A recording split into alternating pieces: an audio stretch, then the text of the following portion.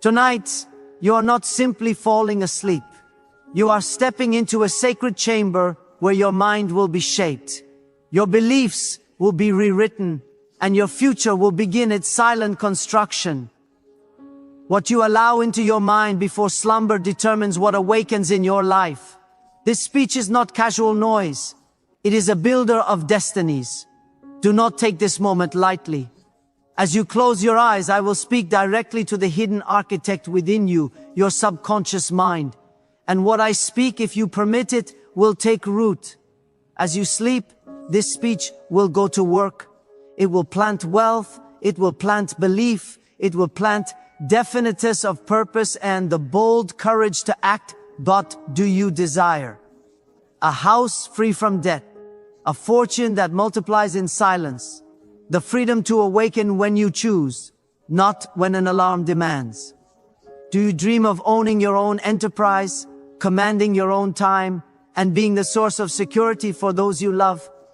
Then listen, not as one who wishes, but one who decides. This very night your mind shall be fed riches. You may not see it yet, but if you persist in hearing this message, if you give yourself wholly to its repetition, your beliefs will shift. And when your beliefs shift, so does your identity.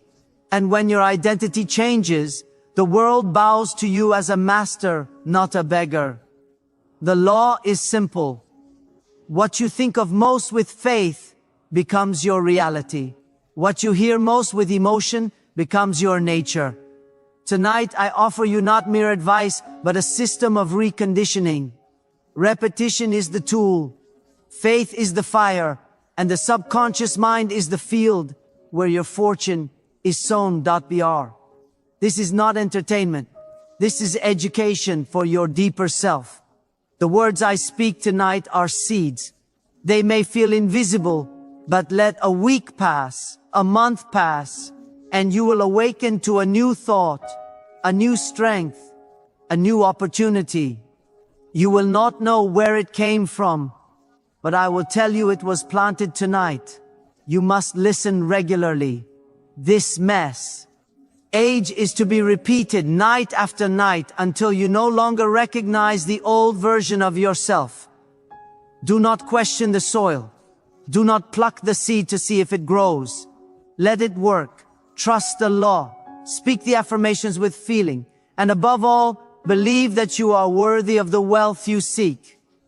This is your sacred hour. Speak nothing negative before you sleep. Hear nothing vague. Do not entertain fear, criticism, or complaint. Only truth shall enter your mind now. Only purpose, only power, only wealth. Boar, you are not falling asleep. You are installing a new self. And that self shall rise wealthy. What the mind can conceive and believe, it can achieve. And what it repeats, it installs. This is not poetry, it is law. The same way a farmer repeats the tilling of soil before the crop appears. You must till the fields of your mind with repetition, with belief, and with purpose, especially as you sleep. The subconscious mind never closes its doors. While your eyes shut and your body rests, your deeper self remains alert, obedient, absorbing. It is listening to the last thoughts you feed it. It is shaping them, multiplying them, giving them direction, and it does not discriminate. It will act on whatever is planted, truth or lie, riches or ruin. So I warn you as your guide, if you retire each night in worry, fear, confusion or complaint, you are feeding poison into the workshop of your destiny. You are commanding the very force that builds your future to construct failure, and it will. It will obey without judgment, without question. It will serve the master you choose to be. But if instead you begin tonight to fall asleep with courage in your chest, faith in your belly, and purpose in your voice, you will command the subconscious to build in your favor. For it is not fate that determines your wealth. It is your repeated thought, charged with belief, handed to your deeper mind with feeling. This is the sacred science of auto-suggestion. You suggest what to think, you suggest what to feel, and the subconscious receives it, works upon it, acts upon it, and delivers it back to you as circumstance, condition, and opportunity. It will carry out whatever order you feed it, especially that which is fed repeatedly and with emotion. There is no magic here, only natural law. The same law that builds muscle through repeated motion, builds fortune through repeated thought. That which is impressed upon the mind with belief and persistence becomes fact, just as surely as the sun rises in the east.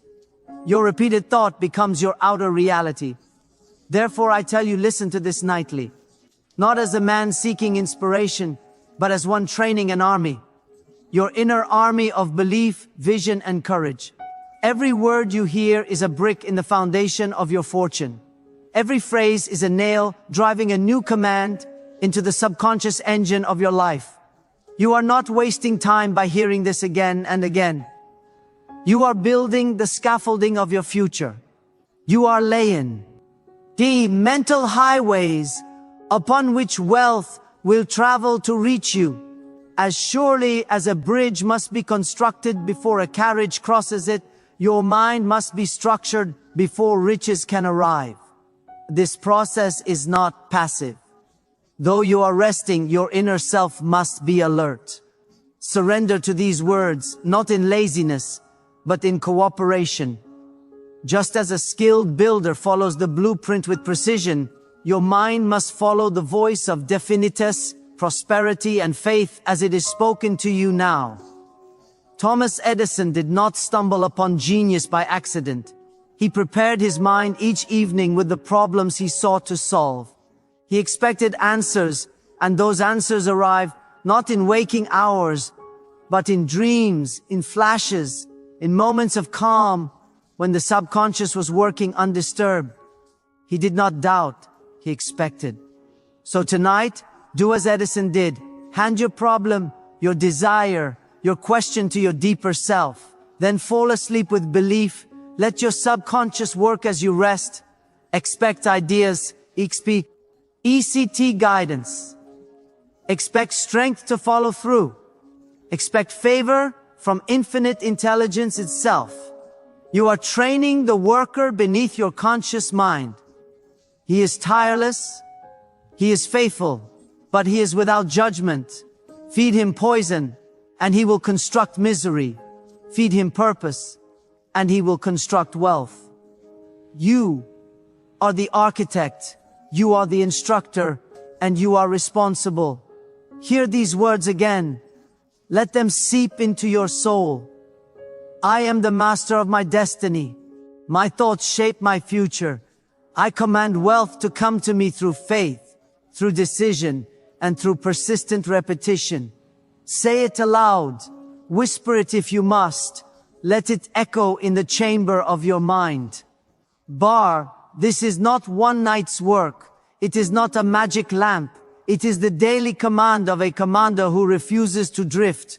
You must persist. You must condition the mind daily. And you must believe that what you impress tonight will express tomorrow or the next day or the day after that. Fall asleep now, not as a victim of chance, but the builder of your fortune. Do not carry complaint to bed. Do not rehearse failure. Do not recount the opinions of doubters.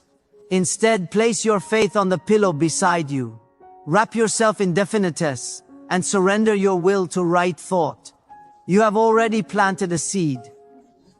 And with this message you water it. With faith you warm it.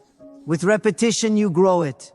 And soon, if you do not break the cycle, you will reap a harvest greater than your old self dared to imagine. That is not a promise. That is law.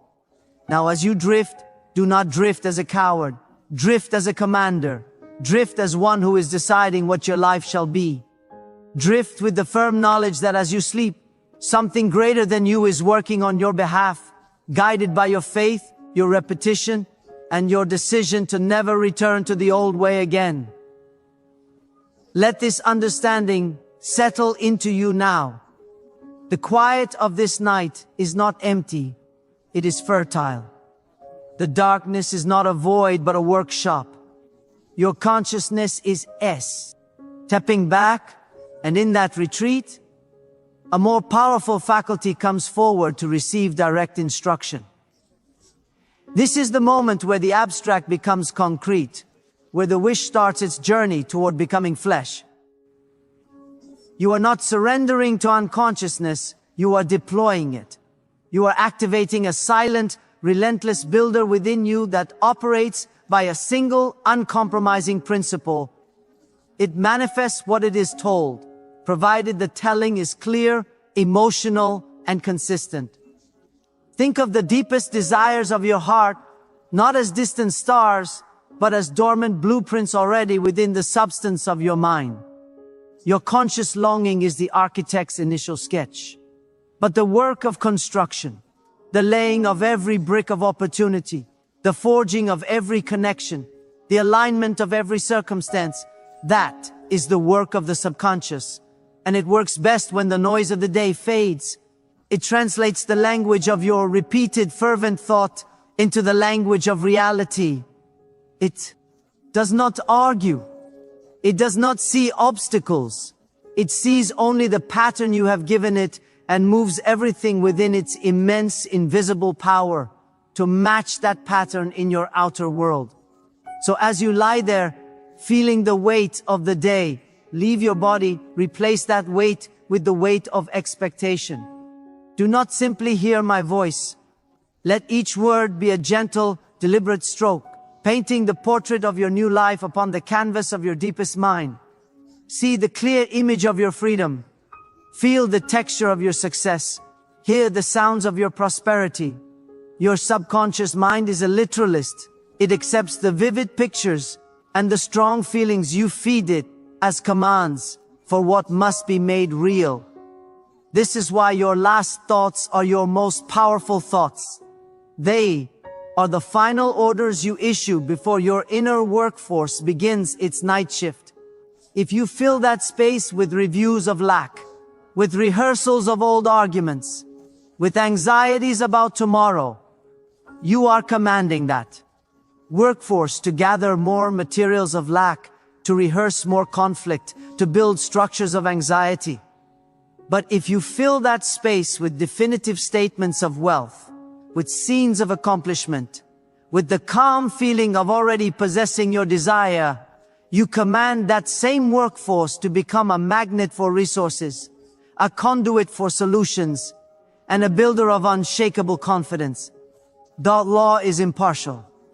It serves whichever command is strongest and most frequent. It is the law of the harvest. You reap what you sow, but the most crucial sowing happens in these quiet, impressionable moments before sleep. The farmer does not stand in the field shouting at the seeds. He plants them with care, trusts the soil and the sun and the rain, and goes to rest, knowing the hidden forces of growth are now at work. You must become that kind of farmer for your own life. Plant your seed thoughts with care, with emotion, with faith. Then, in a sense, go to rest. Trust the soil of your subconscious and the infinite intelligence that flows through it. Do not dig up the seeds tomorrow in doubt. Water them with repetition. Warm them with unwavering belief. And let the law do its perfect work. From this night forward, let your bedtime ritual be one of deliberate creation, not of weary resignation.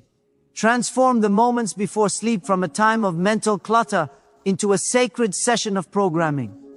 Your pillow is not just for rest, it is the anvil upon which you can forge your tomorrow. Your breath in the darkness is not just a rhythm of sleep, it is the rhythm of a new life being breathed into existence. You are not going to sleep to escape the world, you are going into the silent workshop to build a better one to wake up to. So as you feel yourself slipping away from the waking state, hold one clear picture. Hold one firm declaration. I am wealthy in mind and therefore in life. Let that be your final thought. Let it be the seed you place in the fertile ground. And as you drift, this with absolute certainty, the builder within has received the blueprint. The work has already begun. While you sleep, your future is being assembled, piece by piece, in the quiet certainty of this universal law. You are not drifting off. You are sending your most faithful servant into the unseen realms to gather the treasure that has always been meant for you. Rest now, not in exhaustion, but in the peaceful, powerful assurance that you have set irresistible forces into motion. The sun will rise on a world that is already shifting to align with the command you issued in the dark. There is no mystery here. Repetition is the great law of mental fertility. What you repeat, you believe. What you believe, you become. And what you become is what the world reflects back to you. The man who repeats fear becomes afraid. The man who repeats courage becomes unstoppable. And the man who repeats wealth becomes rich. This is not theory. It is observable. It is practical. It is the silent sculptor behind every fortune and every failure. A man does not rise by one thought, one decision, or one prayer. He rises by the daily conditioning of his mind in the direction of power. The mind, like a muscle, must be trained through repetition. The universe is governed by law, not luck. And one of those laws is called cosmic habit force. It is invisible, but it is binding. It works on all men equally. It makes permanent that which is repeated. It installs into your mental machinery the ideas you dwell upon most, whether good or evil, faith or fear, riches or lack. You cannot escape this law. You can only obey it or violate it. When you obey it consciously, it serves you. When you ignore it, it serves your fears. It gives permanency to your dominant thought. Therefore, if your dominant thought is doubt, it will fix it in your mind until you see doubt in every opportunity. If your dominant thought is faith, it will fix it in your spirit until you meet life with calm power. If your dominant thought is wealth, then wealth shall take root in your identity and begin to pull its physical equivalent into your world. What you rehearse, you repeat. What you repeat, you install. What you install, you become. You must understand this. Your outer world is the matured harvest of your inner thought garden. Every condition in your present life was once a seed of belief planted by thought, watered by repetition, and hardened by emotion. Most men do not plant deliberately. They allow weeds to grow, and then they ask, "Why am I poor?" They forget the answer lies in the thoughts they repeated for years. Money is hard, I'm not lucky. People like me don't get rich. These are not harmless phrases. These are the repeated commands that their subconscious received and obeyed. And no amount of wishing will undo what habit has installed. No wealth may come permanently, except that which is first built through a pattern of inner belief and repeated command. You must build the inner castle before the E-world allows you to possess the outer one. This is why I command you to listen nightly. You are reconstructing the architecture of your identity. You are laying bricks made of thought. Do not be like most men who install fear, install indecision, install vague desires, and then ask why poverty haunts them. They do not realize they are the ones who authorized its construction.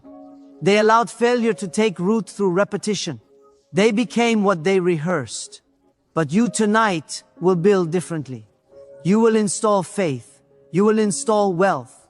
You will install courage. And you will do so silently, powerfully, through repeated hearing. Your mind shall be your temple, and no false god of doubt shall enter. Your thoughts will serve you, or you will replace them. Consider Andrew Carnegie, the great steel magnate. He did not think as other men thought. He trained his mind daily to dwell on fortune, on service, on industry, and on the power of men united by purpose. His belief became stronger than all opposition. His habits of thought were not accidental. They were designed. He would not tolerate any idea that contradicted his vision. He expelled negative conversation. He refused weak associations. He did not accept lack as a final verdict. He believed wealth was a duty, a calling to serve, to lead, to build. And that belief repeated daily became his identity. His identity attracted the fortune. You must now do the same. Every night as you listen, you must feel these truths sink deeper into your inner self. You must fall asleep with the quiet certainty that your thoughts are constructing a mansion of power. You may not see the walls rise yet, but they are being laid stone by the mason of repetition. And I give you the tools to build. Say them internally, whisper them, shout them within. But do not let these words pass by without being claimed. I am the master of my thoughts. I create wealth through belief and action. Infinite intelligence guides my steps. A.N.D. supplies my needs. I am building a wealthy identity every day, every night, without fail. Repeat them, feel them. Let them echo in your sleep. Let them be louder than your doubts. Let them overwhelm every weak belief you once carried. For it is only by repetition that the old man is buried and the new man rises. There is no replacement for discipline, no substitute for persistent planting. You must water the mind with these words until they become natural. Until you no longer reach for them, they come to you. Until you no longer try to believe them, you are them. Fall asleep with discipline and awaken to miracles. The man who governs his nighttime thought becomes the ruler of his waking world. You are not passive. You are planting. You are feeding your field with wealth-conscious seed. You are tilling the soil of your destiny with your own hands. Now rest, not as a beggar, but as a builder. A drifting mind is a doomed mind.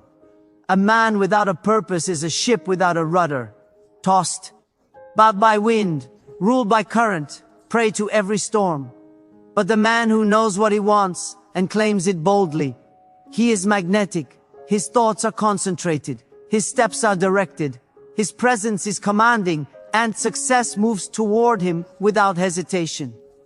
Definiteness of purpose is not a luxury, it is the very foundation of all achievement. The mind craves direction. Without it, it wanders into fear, confusion, indecision, and waste. But once you give the mind a single dominant, clearly envisioned aim, it begins to awaken powers that slept for years. It begins to burn away the fog of drifting. Drifting is the devil's playground. Definite thought is God's workshop. When your mind has no chief aim, it becomes the target of fear, of criticism, of suggestion by the mediocre. But the definite man becomes immune to suggestion. He thinks, he acts, he commands, he decides, he expects, he achieves, and the world follows him. Baba, now I ask you, what do you want? Say it, write it, declare it, let no vague wish remain in your mind. Is it freedom from employment? Is it the creation of a business? Is it the ownership of land, of property, of riches to be passed down for generations? Is it the power to bless your family, to give, to create, to build?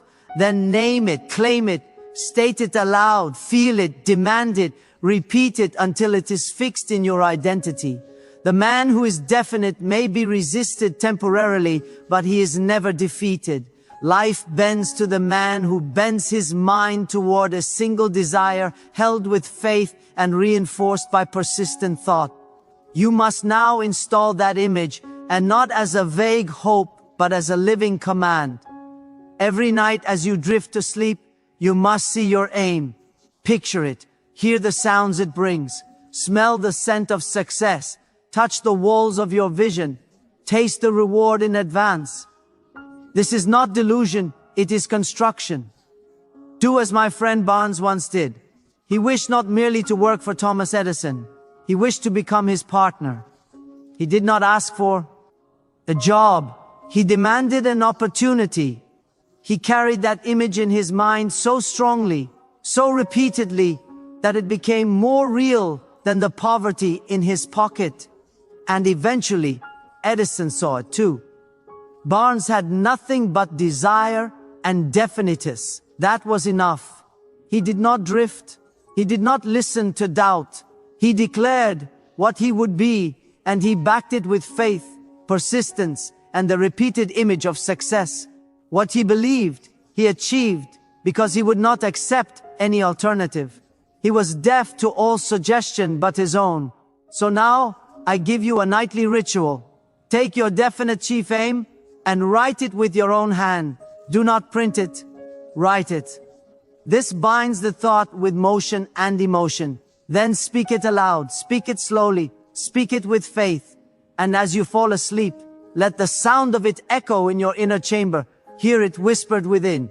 I am moving daily toward my definite purpose with unshakable faith. The means will appear because I have committed to the end. Say it until it feels natural. Say it until your subconscious accepts it as a command from headquarters. Say it until doubt dies and belief becomes your new atmosphere. You must understand, every repetition carves a groove in your inner mind. Every spoken affirmation is a chisel. And with each night, you shape a deeper channel for wealth to flow. If you skip one night, return the next. If you feel nothing at first, continue. The seed is invisible at first, but the harvest will come. And this is no game. This is not motivational whim. This is mental craftsmanship. This is the science of personal power. The subconscious mind will obey the loudest voice. If the loudest voice is television, gossip, or fear, it will obey that. If the loudest voice is your chief aim backed by repetition and faith, it will obey that. Make sure that voice is definitus, not doubt. Wealth does not belong to the most gifted. It belongs to the most definite. Fortune does not follow talent. It follows clarity. And clarity comes from disc, line, from faith, from daily inner work. And that work begins now. Tonight, as you plant the image, speak the affirmation, and fall asleep in command. Do not permit even one thought of vagueness to remain. Know what you want. Know why you want it. Know how you will feel when it is yours. And feed that picture into your subconscious every night until your very selves begin to expect it. Until the world itself begins to move toward you like metal toward a magnet. You are not merely hoping anymore. You are ordering. You are commanding. You are instructing the invisible powers that shape your future. You are declaring, this is who I am. This is what I do. This is what I shall receive. Not from arrogance, but from faith in the law that governs all growth. Now take one breath. See your goal. Hear your voice. Feel your command. And let that image drift into sleep with you. Let it settle into the depths of your mind. Let it be carried down into your subconscious where all real power begins.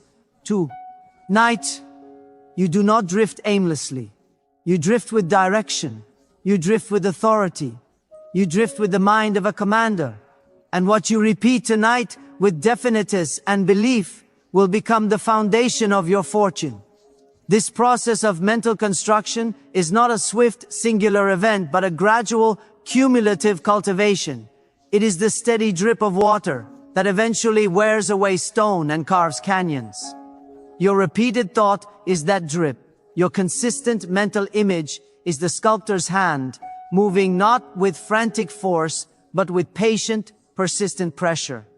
Night after night, you are not just thinking about a goal, you are slowly, irrevocably transferring the blueprint of that goal from the ephemeral realm of daydreams into the permanent, structural material of your subconscious.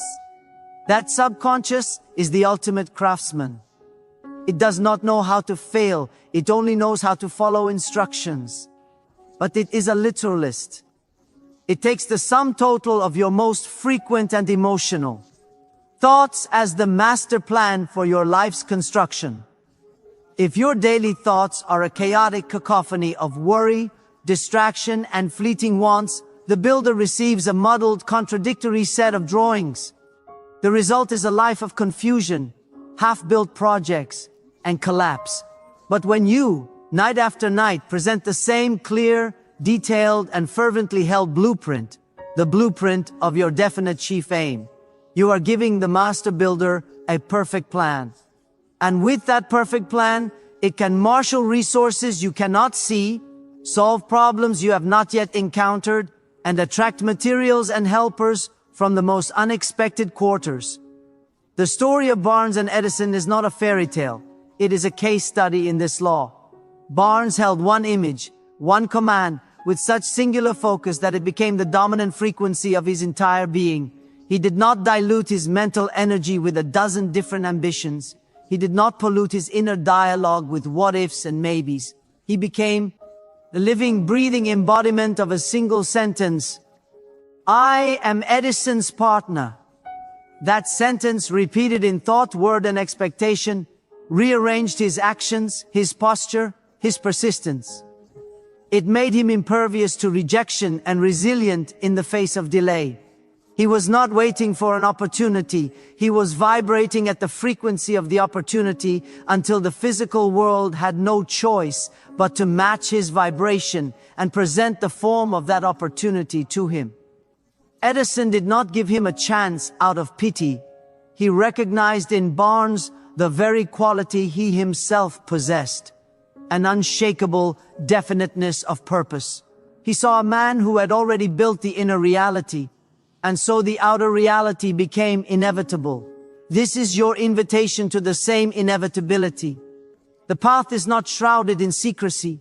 It is illuminated by the stark, simple light of repetition and focus. The cosmic habit force is not a mystical concept reserved for the enlightened. It is the fundamental operating system of human mind, as real and as neutral as gravity. Gravity will pull a diamond and a piece of dust with equal force. The cosmic habit force will solidify into permanency your fears and your faith with equal fidelity. It has no opinion. It is a servant. The tragedy is that most men, unaware of this servant, leave it to be commanded by every passing wind of circumstance, every negative headline, every cynical comment. They are like a king who has forgotten he is a king, allowing the servants to run the palace into ruin. You are remembering your sovereignty tonight by choosing your definite chief aim and repeating it with emotional conviction as you cross the threshold into sleep. You are taking firm, deliberate command of this most powerful servant. You are issuing a royal decree to the very forces that shape your existence. Do not underestimate the power of this nightly decree, because it is done in silence and in rest. The most important work in a kingdom is often done in the quiet cown. Still chambers, not on the noisy battlefield.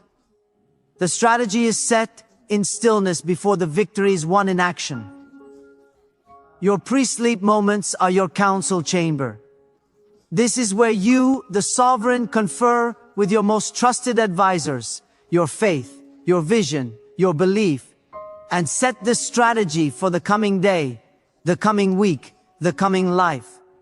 You are aligning your entire inner kingdom behind one unifying, mobilizing purpose. When you wake, you will not be launching a scattered, desperate campaign. You will be executing with calm authority the next logical step in a plan that has been settled in the quiet confidence of the night. Your actions will have a direction and a power that others cannot understand, because they see only the outer motion, not the inner certainty that propels it. That certainty is what you are building now, repetition by repetition, night by night. It is the quiet, unassailable knowing that your aim is not just a possibility, but a destination already reached. In the realm of cause, now journeying toward you in the world of effect. So drift into sleep tonight as that sovereign. Let the last conscious act of your day be the reaffirmation of your decree. And as you sleep, know that your entire inner kingdom is awake and at work, carrying out your command with flawless, lawful precision. The foundation is being laid. The walls are rising. The fortune is on its way. The subconscious mind, is the faithful servant of your dominant thought. It does not reason. It does not challenge. It does not debate. It obeys. And it obeys completely. It is the invisible hand that shapes your future, taking instruction from whatever you allow to dominate your inner conversation. And this includes what you think, say, feel, and repeat, especially as you sleep. The subconscious mind is your link to infinite intelligence. It is the gateway through which hunches arrive, through which solutions form, through which wealth flows when commanded rightly. You do not control infinite intelligence, but you do influence it. And the tool of that influence is your subconscious mind, trained by belief, repetition, and emotion. If you do not instruct your subconscious, others will. They will do so through newspapers, through gossip, through complaint, through fear, through television, through conversation filled with doubt. The world is loud with suggestion, and most of it is poison. The man who does not guard his mind is a man whose future is written by strangers. The subconscious mind will not remain idle. It is always at work. It is always building, and it will feed on whatever you plant or what others throw in. It is a builder without conscience. It builds both palaces and prisons, depending on the blueprint. And the blueprint is the repeated thought backed by belief. The nighttime hour is golden. It is the hour of greatest influence. It is the hour when conscious resistance fades and the subconscious opens its doors. It is the hour when what is heard sinks deeper, settles further, and begins to root itself into your very identity.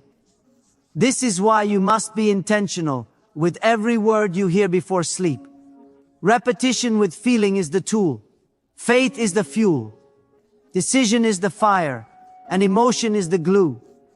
These are the ingredients of change. These are the materials with which you construct a new inner man. And from that inner man, a new outer world shall follow. You must become deliberate in your inner conditioning.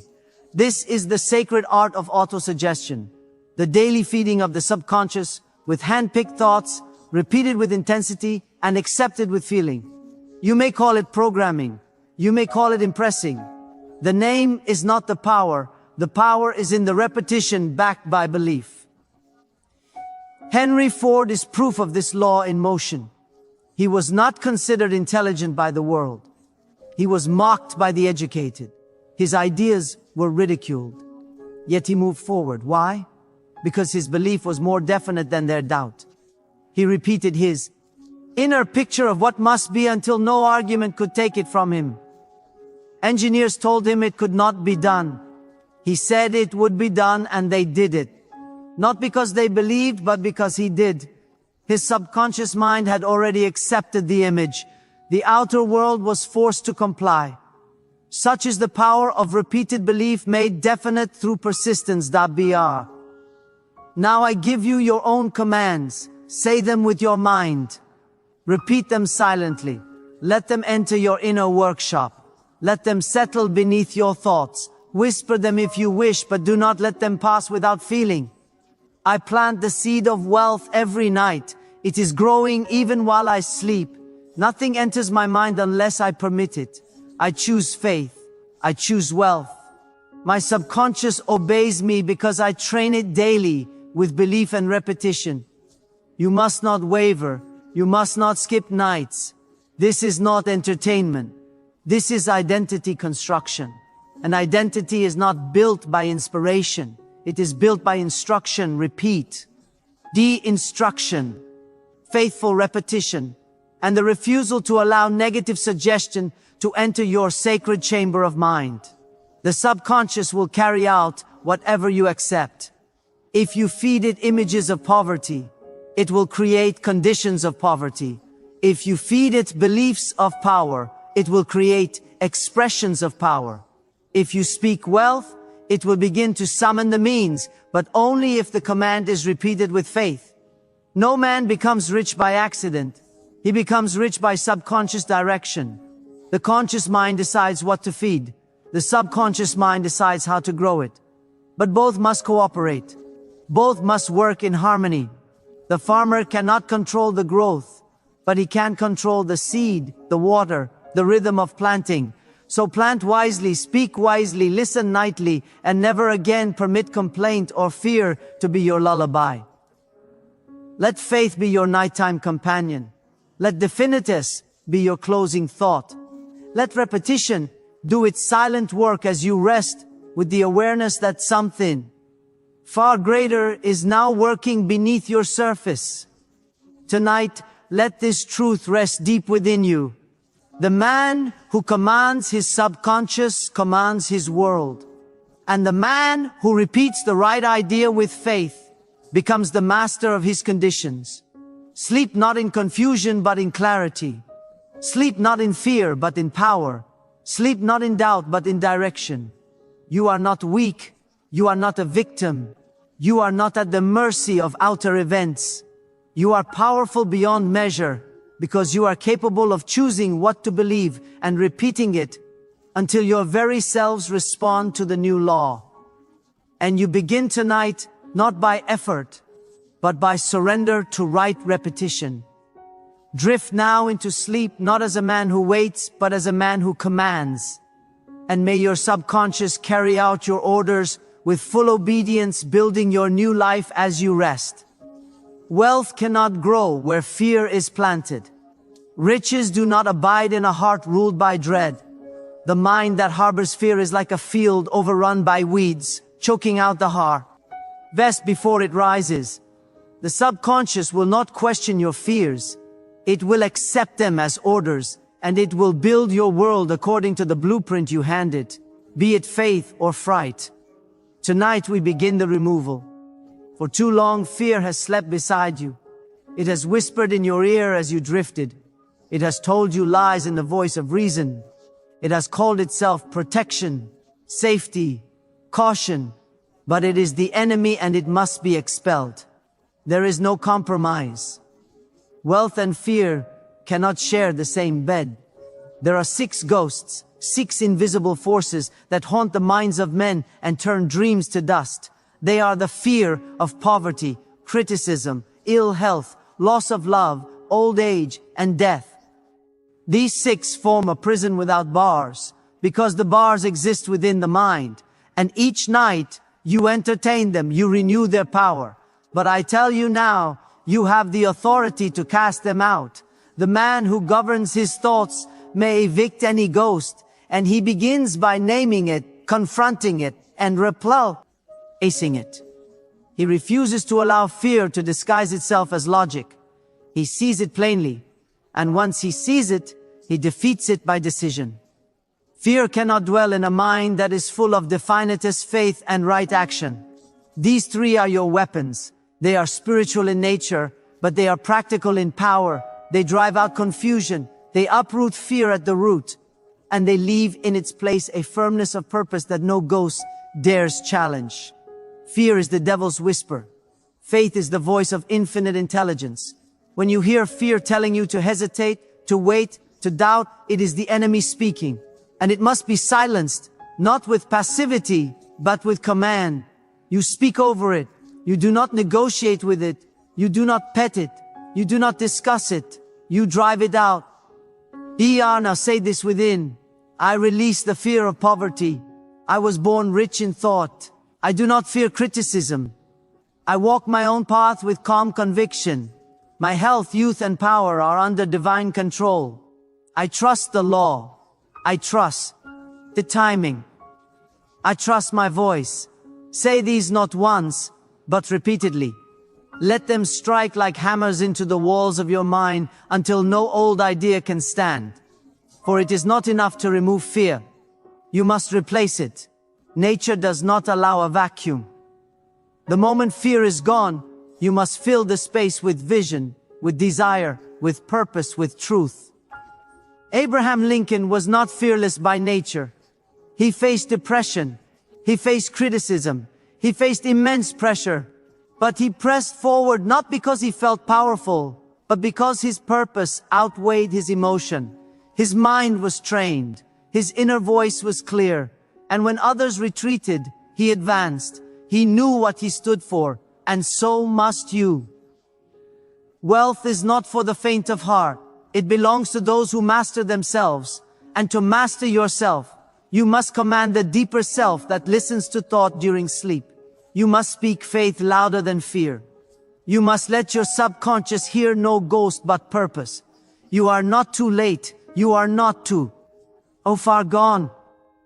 Fear may have ruled your nights until now, but it ends tonight.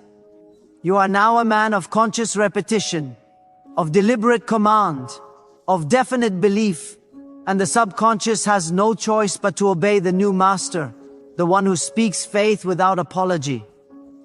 You may not feel brave yet, but say it anyway. Say it nightly. Say it until the fear has no place left to hide. Let these words become your armor. Let them enter your dreams. Let them replace the old worries. Let them build a new rhythm within, a rhythm of power. I have nothing to fear.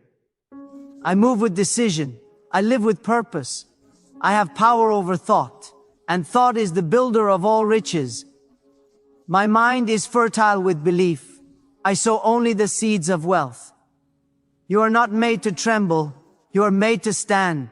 You are not designed to wish. You are designed to command. The forces of fear are old tenants in the mind. But the moment you become definite, they begin to flee.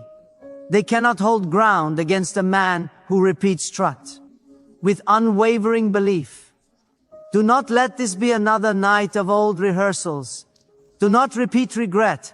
Do not replay failure. Do not retell the lies fear once told you. Replace them. Bury them beneath faith.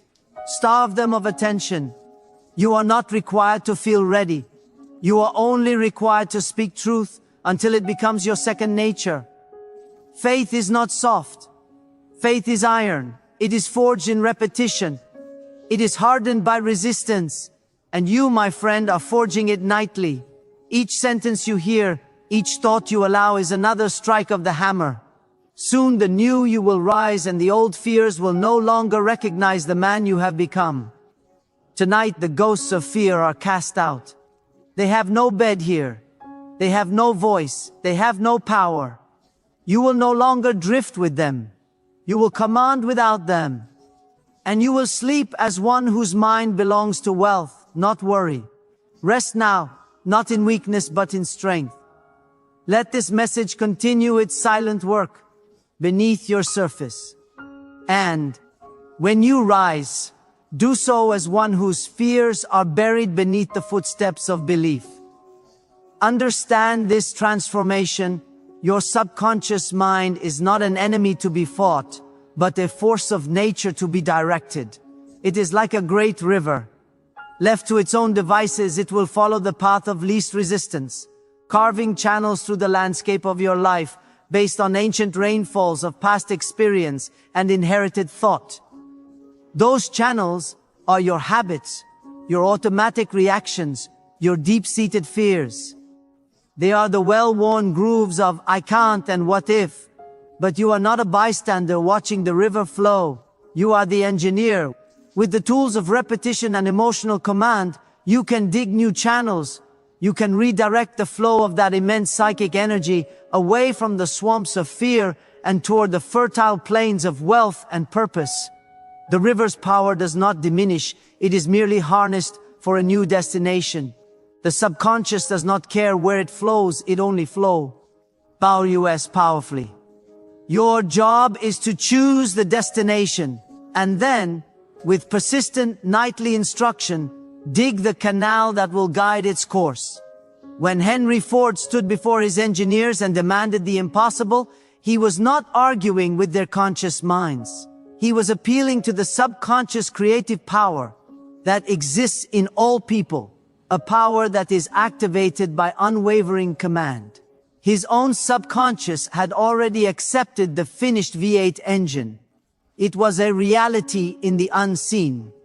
His repetition of that reality, his absolute refusal to accept any other possibility, created a vibrational command so strong that it activated the same creative faculty in the minds of his team.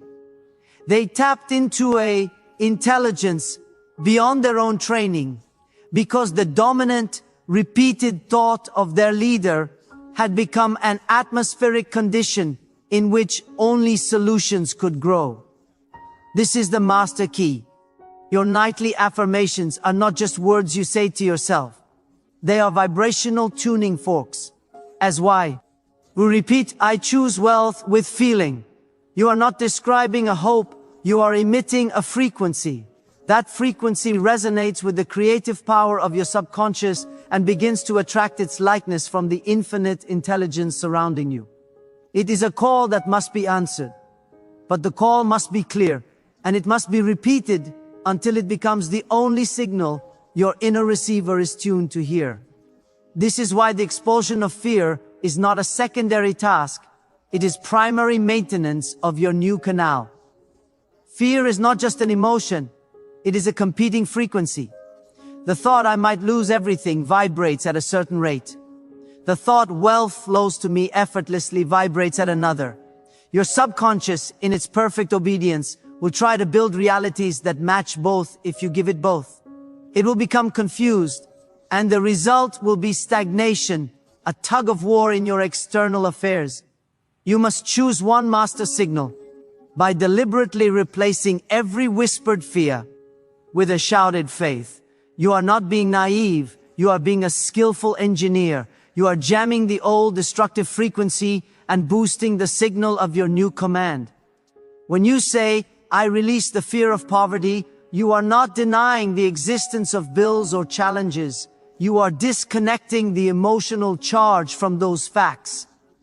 You are declaring that those facts do not define the source of your supply. You are switching your reliance from the visible, limited ledger to the invisible, infinite source. And as you repeat that release, you feel the emotional knot of anxiety begin to loosen. In that loosened space, you plant the new seed. I was born rich in thought. Now the canal is clear, and the water of your subconscious power can flow in a new direction. So as you prepare to sleep tonight, see yourself as both the gardener and the engineer of your soul. You are tending the most fertile ground that exists, the ground of your own accepting mind. You are also directing the MO, say powerful force you possess, the obedient building force of your subconscious. Do this with the calm certainty of one who knows the laws. There is no hurry, only rhythm. There is no struggle, only consistent command. The ghosts of fear have power only in the shadows of indecision and forgetfulness. You are now bringing the light of repetitive truth to those shadows, and they cannot remain. They will dissipate, and in their place will stand the solid, unshakable architecture of your new belief. From this architecture built night by night, your new life will inevitably rise. Let sleep come now, not as an end, but as a commencement. Let your final conscious thought be a clear, peaceful command to the builder within. Then rest, knowing the builder is already at work, following the flawless blueprint you have provided.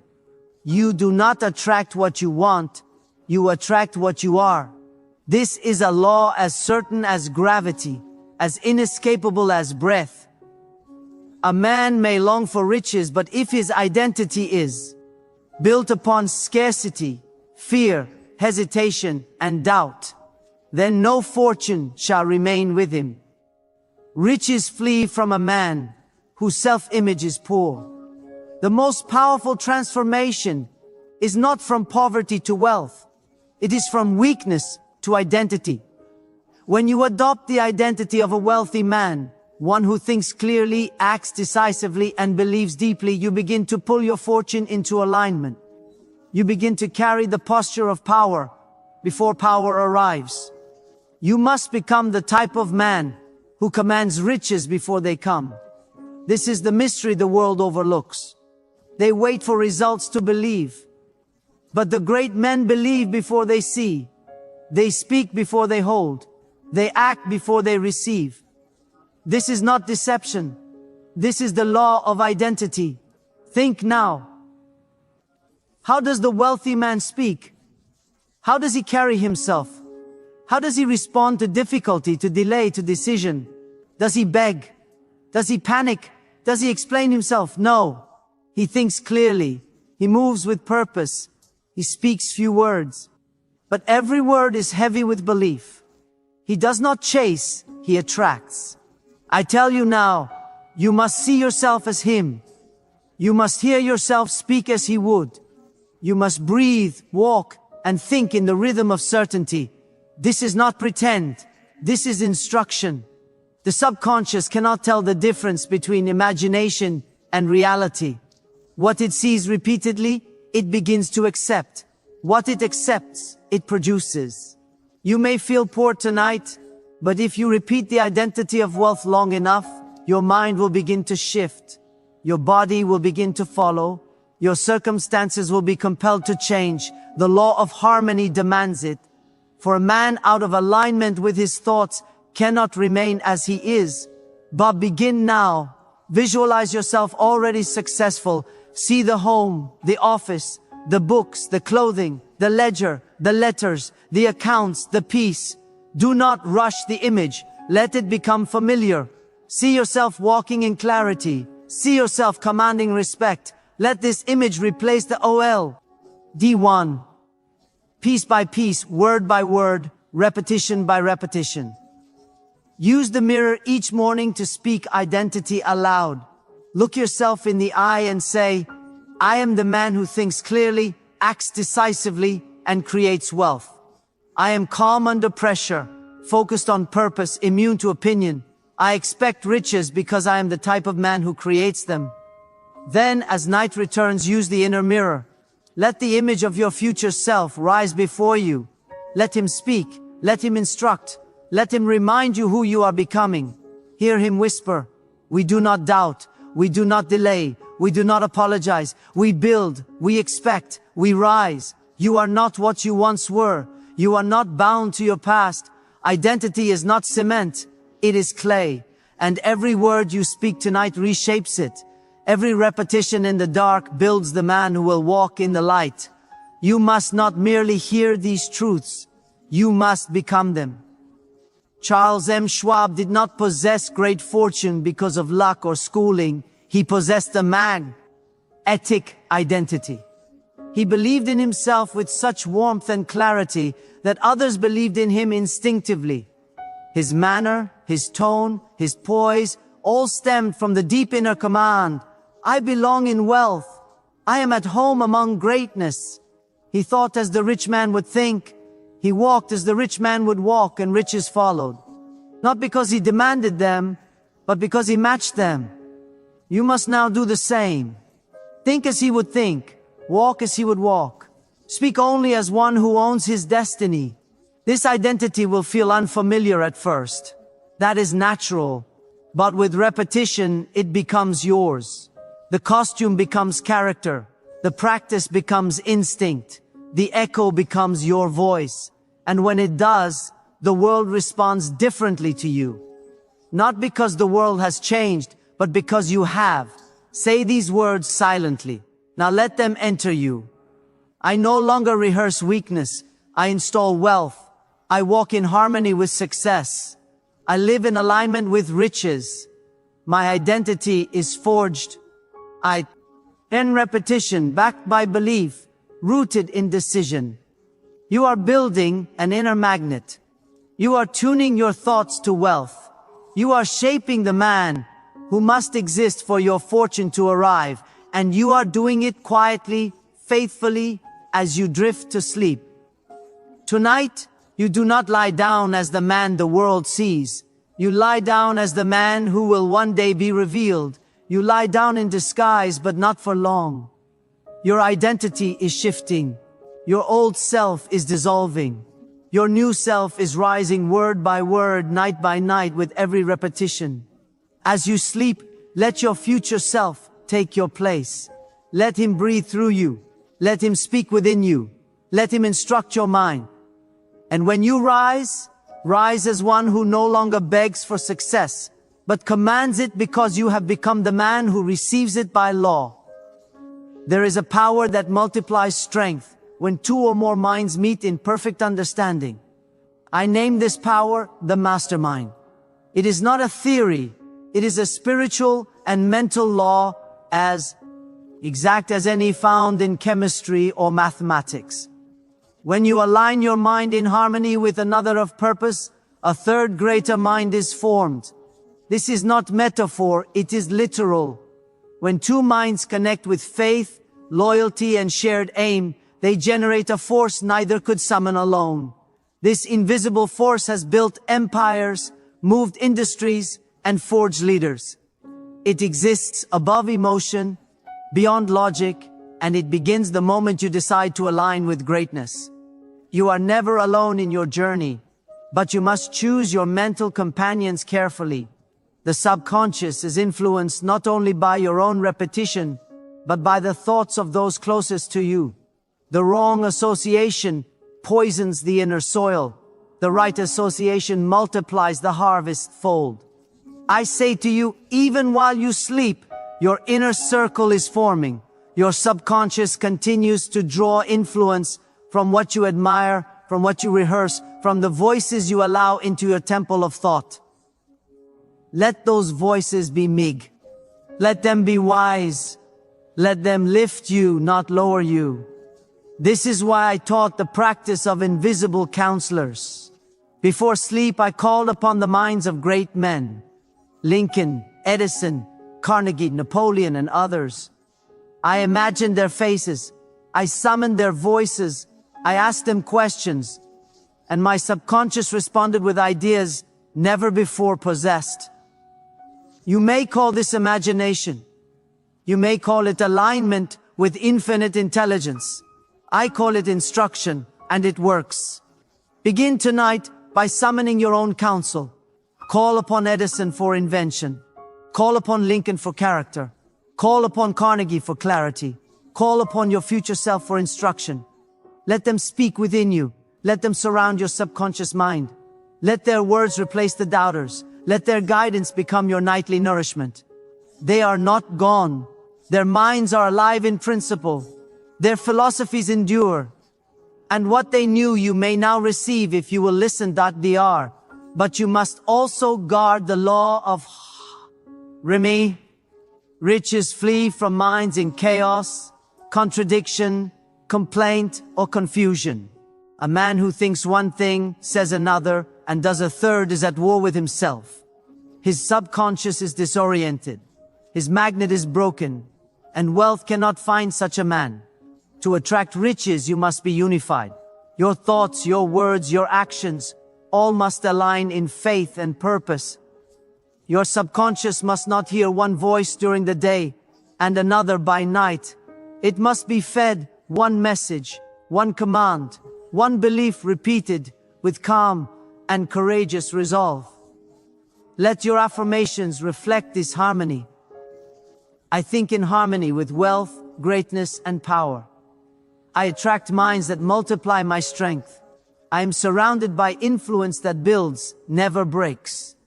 You are constructing an environment within you that matches the environment you seek to build outside you.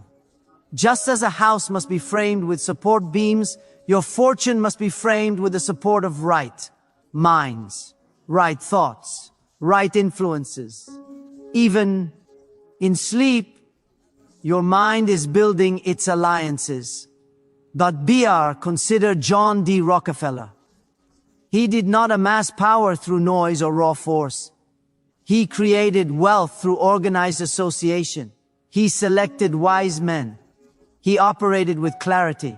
He moved with certainty, and he obeyed the law of harmony. He trusted delegation. He guarded his emotional state.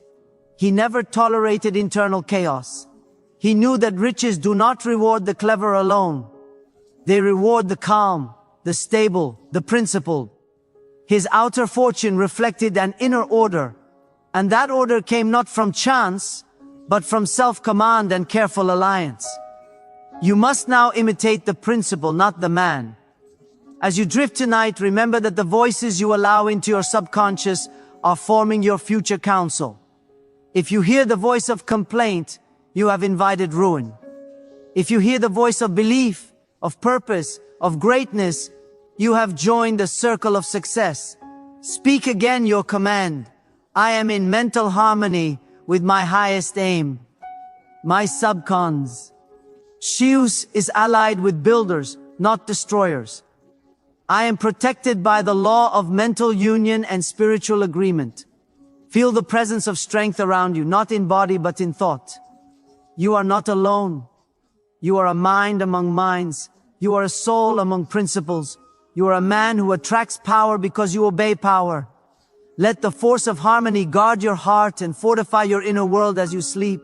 Let your inner circle speak now, not the one of flesh, but of spirit. Let them whisper your next steps.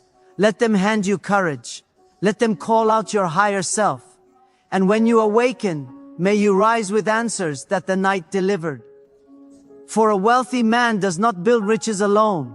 He builds alliances in thought, in purpose, and in faith. This process of identity construction is akin to building a vessel capable of holding the fortune you seek. A thimble cannot hold an ocean. If your self-concept is small, fearful, and rooted in lack, it is like a thimble. You may experience flashes of wealth, but they will spill over and drain away because the container is not built to retain them. The work you are doing each night is the work of forging a new vessel. Every affirmation, every visualization, every moment where you choose to think, speak, and act as the wealthy man is a hammer strike on the metal of your soul, shaping it into a larger, stronger, more receptive form. You are not just asking for more water, you are becoming a cistern, a reservoir, a well. The identity of wealth is not about arrogance or possession. It is about capacity. It is about developing the inner stability, the clarity of thought, and the emotional equilibrium to manage, multiply, and utilize great resources without being capsized by them. This is why the wealthy man is calm. His calm is not the absence of challenge, but the presence of a container so secure that the waves of circumstance cannot overwhelm it. Your nightly practice is building that container from the inside out. The mastermind principle is the recognition that no vessel, no matter how well built, is an island. It exists in a sea of other minds, other currents, other forces. To navigate toward great fortune, you need more than a strong ship. You need a skilled crew and favorable winds. Your alliance with other purposeful minds, whether in the flesh or in spirit, provides that crew and calls forth those winds. When you consciously align with the minds of the great through your invisible counselors, you are not engaging in fantasy. You are tapping into a living stream of principle. Edison's persistence, Lincoln's integrity, Carnegie's organizational genius. These are not dead historical facts. They are eternal principles of success that exist as frequencies of thought in the universal mind. By focusing on these men, by asking their counsel in your imagination, you are tuning your own mental radio receiver to their frequency. You begin to download the essence of their understanding. Your subconscious, in its mere, miraculous ability to synthesize, will begin to produce original ideas and solutions that carry the stamp of that principled thinking. It is a direct line to the source of all innovation and character. Furthermore, this practice enforces the law of harmony by dominating your mental environment with purposeful thought. It crowds out the space where doubt and pettiness might otherwise gather. As you fill your mind with the imagined conversations of giants, there is simply less room for the chatter of the mediocre. Your inner world becomes a council chamber of kings, and you, by your repeated invitation, take your seat among them. This does not happen by accident. It happens by your deliberate, nightly decision to seek the highest counsel available. And from this counsel, you receive more than ideas, you receive tonality. You begin to absorb the emotional frequency of certainty, the vibrational pattern of achievement. This tonal quality then colors all your own thoughts and affirmations. giving them a depth and authority they previously lacked.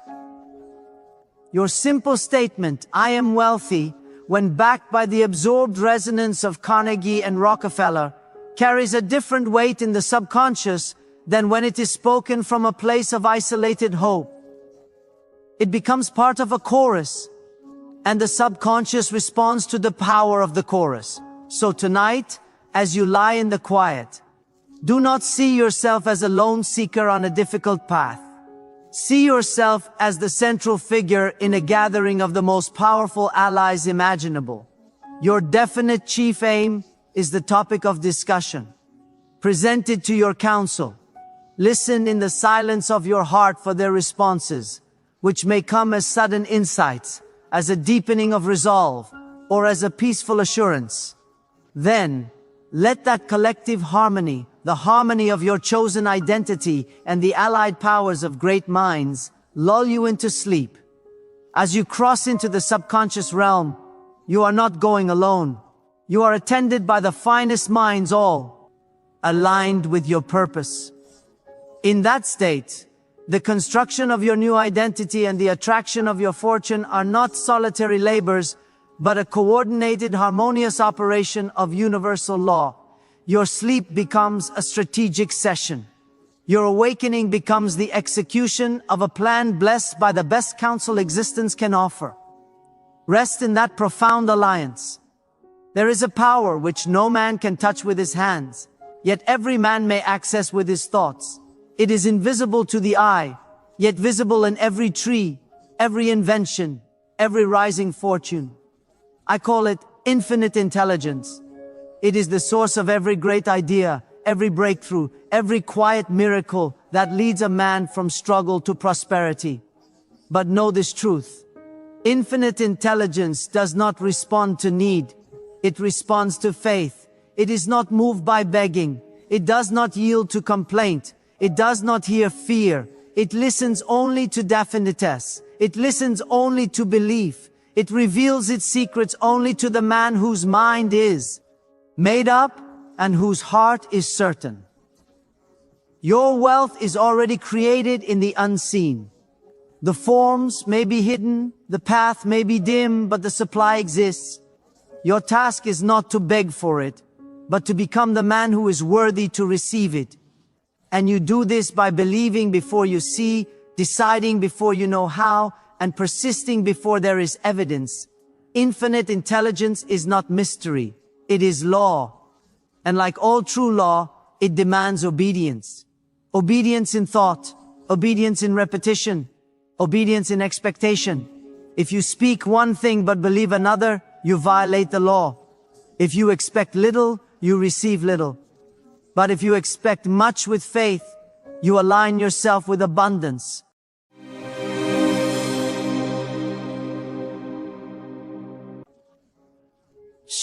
At your life exactly as it stands right now. Not as you wish it were, not as you pretend it is, but as it truly is in this quiet hour. Be honest with yourself.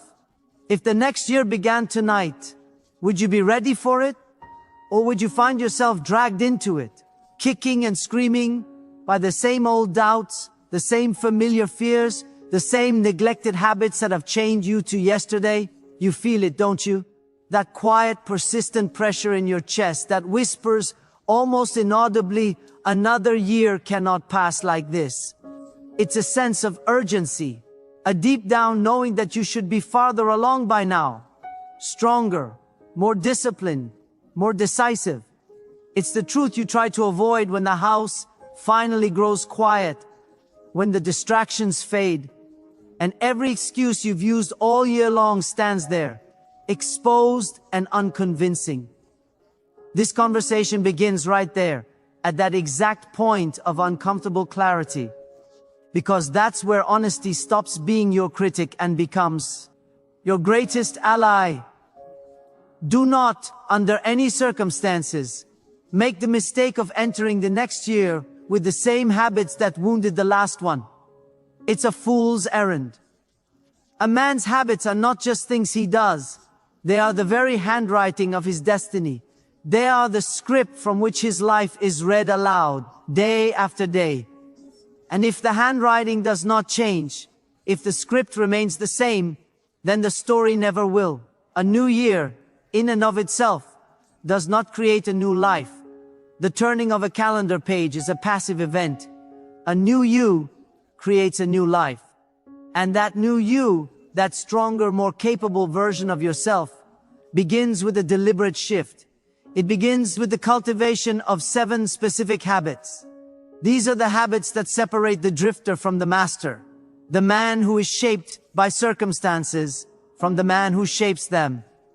Before I share them with you, I need to issue a warning, plain and simple. These habits will not comfort you. They are not designed to make you feel good in the moment. They will confront you. They will look you directly in the eye and demand the quiet, deliberate death of a weaker version of yourself. They will require a level of decision you may have been avoiding, a discipline you've only flirted with, and the raw courage to abandon the familiar misery that has, over time, become your de facto resting place. It's a miserable comfort, but it's a comfort nonetheless because it's known. But if you dare to adopt these habits, if you dare to practice them with the seriousness they command, then the next year will not merely be different, it will not resemble any year you have lived before. Let me ask you something uncomfortable, and I want you to answer it honestly in your own mind. How many years have you now crossed, year after year, with a heart full of good intentions and a trail of unfinished plans behind you? How many times have you promised yourself with genuine conviction that you would begin next week, right after the holidays, or as soon as things calm down at work? And how many seasons have slipped silently through your fingers, like grains of sand, while you waited for the perfect moment that never arrived? Time has not been your enemy. This is a critical misunderstanding. Your habits have been your enemy. Every man, without exception, begins a new year with a spark of hope. That's only human, but hope, all by itself, without a supporting structure of habit, is mere fantasy. Hope without the backbone of discipline is just drift, a gentle directionless floating toward whatever current is strongest. Hope without a definite, repeatable pattern of action is a dream that rots on the vine instead of ripening. The men you see who shape their own destinies, the men whose results appear almost miraculous to everyone else, are not gifted with more hours in the day than you. They have the same 24. They are not necessarily smarter or more inherently talented. They are governed by superior habits. That is the core of the difference. It is a quiet, unglamorous truth. I will not reveal all 7 of these habits to you just yet. There's a reason for that. If I were to simply place them before you now, listed out neatly, your mind, in its current state, would be tempted to take them lightly. You might skim them, nod politely at their apparent wisdom, and by sunset, you'd be back to your old ways, unchanged. You must be prepared for them. You must first understand, truly feel in your gut, the steep and compounding cost of entering another year, another precious, irreplaceable slice of your life, without them. Only then, when the need is felt and not just intellectually understood, will you grasp their real power. So I want you to consider this question carefully. What will the next year demand of you? Not what you demand of it in your daydreams, the success, the peace, the achievement, no. What will it require of you? What price will it exact for the progress you say you want? It will require more strength than you have shown in recent memory. It will require more discipline than you have consistently practiced. It will require more decisiveness than you have ever dared to display on a regular basis. You cannot carry your familiar weakness into that battle and expect to win. You cannot bring your habitual hesitation into that arena and expect to triumph. You cannot drag your old comfortable habits into that new landscape and expect anything but the same harvest you've always reaped. Listen closely now. The next year, like a shrewd and impartial judge, will evaluate you based on your habits long before it ever gets around to rewarding you for your dreams. Your habits will silently, inexorably decide your income, the state of your health, the quality of your relationships, the depth of your confidence, the solidity of your peace of mind. Your habits are the arbiters. They will determine with cold precision whether you rise to a new level or whether you sigh. Repeat the last 12 months, and the great, quiet tragedy of most men is painfully simple. They repeat. There is a reason, a very concrete reason, why genuine leaders seem unstoppable, why true creators seem perpetually inspired, why wealthy men appear to be favored by some special fortune. It is not luck. It is not mere timing. It is not isolated talent. It is the slow, steady, almost ruthless daily discipline of a set of habits, 7 of them, that sharpen the mind to a fine point, strengthen the will to iron, and command the world through persistent action to obey. But hear me clearly on this. These habits cannot be borrowed. You cannot put them on like a suit of clothes for an important meeting and then take them off. They cannot be half practiced, dabbled in when the mood strikes.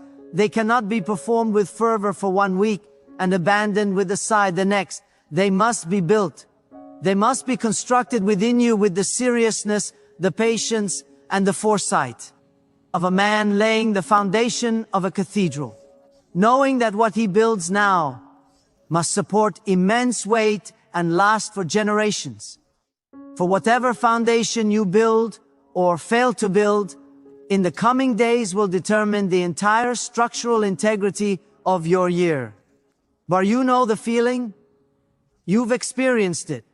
You wake on the first crisp morning of a new year, and there's a magical belief in the air, a sensation that everything can and will change simply because the calendar has turned. It's a clean slate. But then by the second week, the magic fades. The same mental patterns return. The same doubts creep back in. The same laziness asserts itself. The same aimless drifting resumes. Why does this happen year after year? It's not because you aren't sincere in your desire. It's because you carried the old habits, the very architects of your old life, right into the new season. You expected a new life while you were still dragging the same heavy chains. Let me speak plainly. You do not need a new year. What you need is a new pattern of thought. You need a new, higher standard of behavior for yourself. You need new, deliberate habits that act as guardians. Habits that protect your mind from the invasion of fear, your purpose from the entropy of drift, and your future from the slow decay of neglect. Adopt these 7 habits. Practice them until they are yours, and the year will begin to obey you. It will bend to your direction. Ignore them, treat them as optional philosophy, and you will, without a doubt, find yourself obeying the year, reacting to its pressures, fleeing its challenges, and wondering why you're always behind. The next year is not approaching you casually. It is roaring toward you like a freight train, and it is loaded with demands, responsibilities, hidden opportunities, and inevitable challenges. If you meet it unprepared, in your old condition, it will expose you. It will magnify every weakness you refuse to correct. It will punish every delay you justified to yourself. It will shine a harsh light on every lazy habit you tolerated, the very habits that worked in silent opposition to your own success. But if you meet it prepared, if you enter that arena armed with the 7 habits of purpose, discipline, and definiteness, you will surprise even yourself. You will rise faster than others believe is possible for you. You will make decisions from a place of strength, decisions that would have terrified the man you used to be. You will begin to command results that once felt completely unreachable. You will become, through your daily actions, a person who does not merely set goals in a moment of inspiration, but who systematically, inevitably fulfills them. I want you to do a simple exercise. Picture yourself, in sharp detail, 1 year from this very moment. Not a vague, hopeful fantasy, a specific picture. Where will you be standing if you enter this coming year with the same habits you have today? What will you have earned? How ill you feel in your heart? Who will you have become? Or more importantly, who will you have failed to become? Hold that picture for a moment. Now erase it. Now picture the version of you who, starting now, adopts and lives by 7 habits that sharpen every corner of his existence. That man, a year from now, is unrecognizable compared to the man you are today. The difference is not cosmetic, it is fundamental. Understand this foundational truth. A habit is not a small thing. It is not a trivial routine. A habit is a personal law. A habit becomes your master if you do not consciously master it first. A habit is the silent, unseen architect of your future, drawing up blueprints while you sleep. Every habit you allow, every pattern you tolerate, actively shapes the man you are becoming. And conversely, every habit you consciously reject, every negative pattern you starve of attention, frees the man you were always meant to be.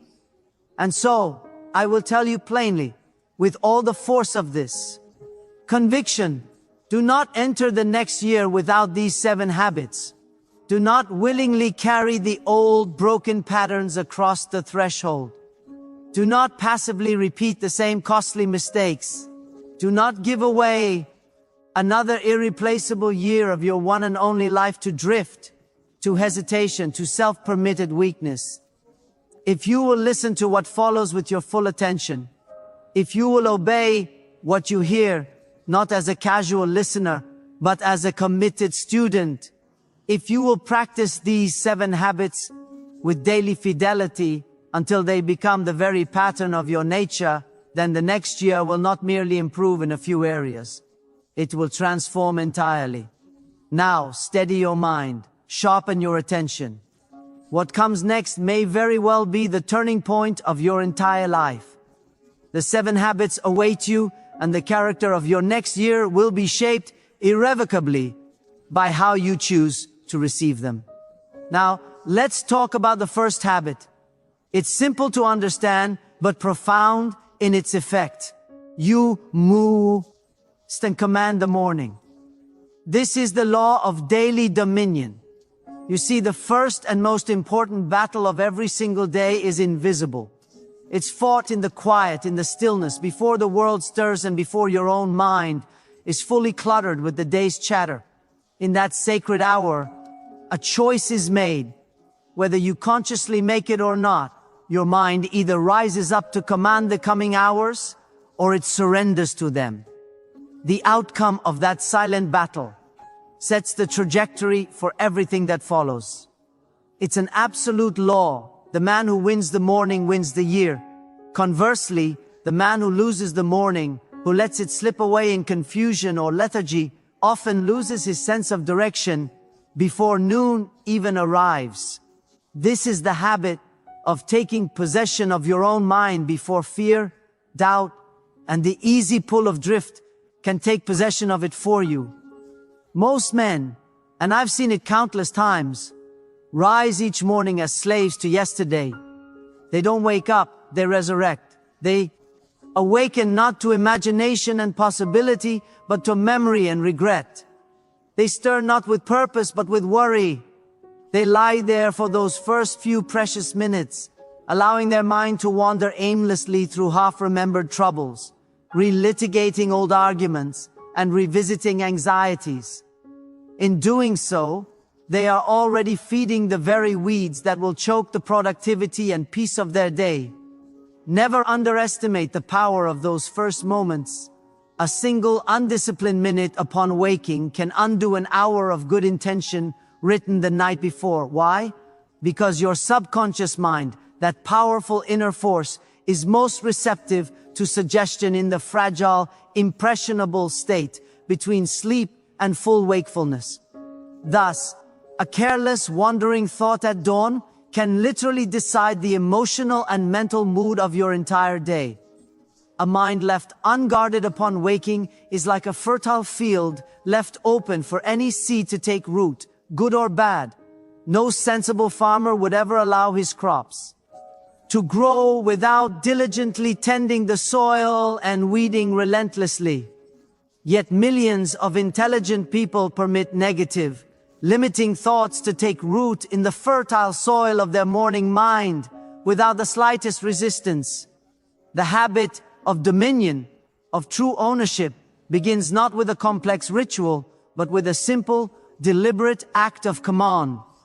Upon waking, before you even check a device or speak to anyone, speak a sentence of authority over your day. Say it out loud, even in a whisper. Say, "This day will obey me." Such a declaration might seem small, even silly, to the cynical mind. But it is not small. It draws a definitive boundary in the sand of your consciousness between mastery and drift. It is a statement of intent from the captain of your soul to the crew of your faculties. Every morning must begin with a decision, a conscious choice.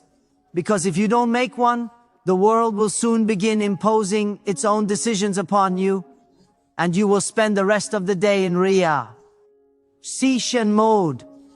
Consider Henry Ford.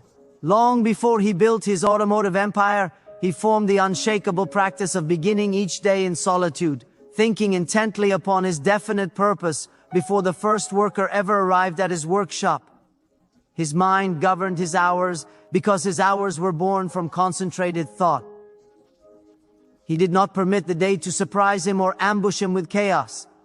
He met it as a seasoned general meets his army, with plans already laid, contingencies considered, and victory calmly assumed.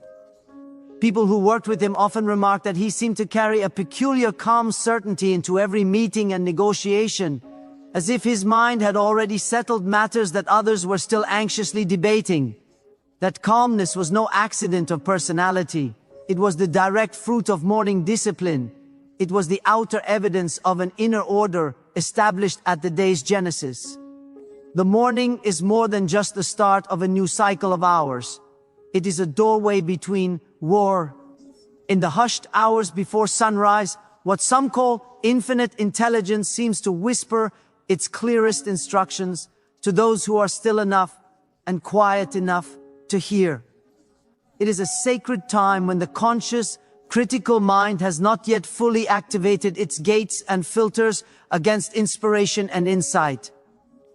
History is filled with moments where great inventions, discoveries, and artistic inspirations were born at dawn.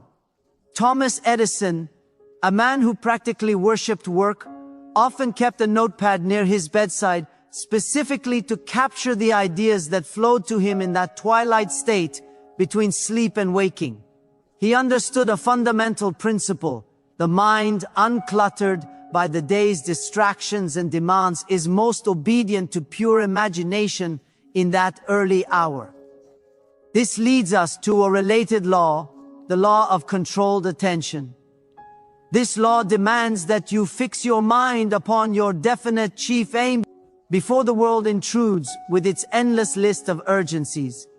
If your mind is not AI, made at a target of your own choosing first thing, it will be scattered by 100 targets chosen by others.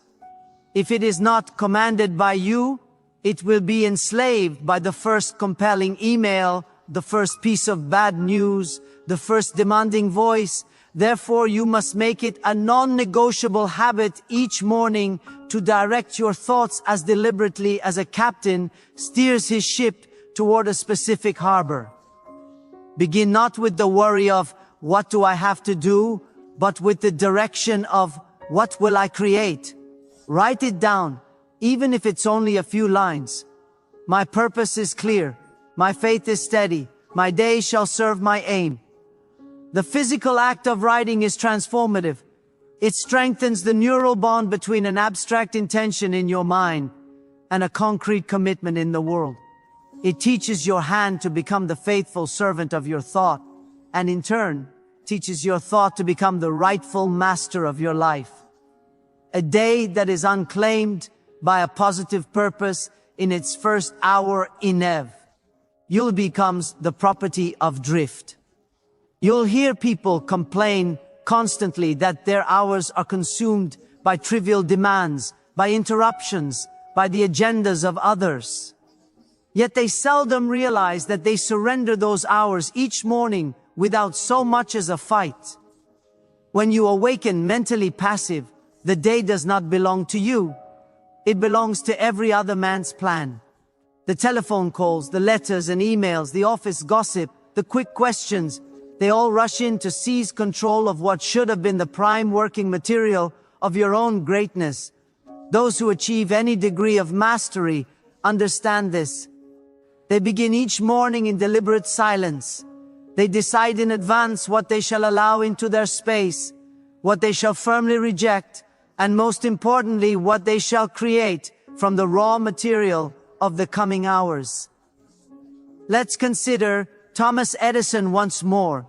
While his contemporaries and competitors often spoke of fatigue and the grind, Edison spoke of fascination.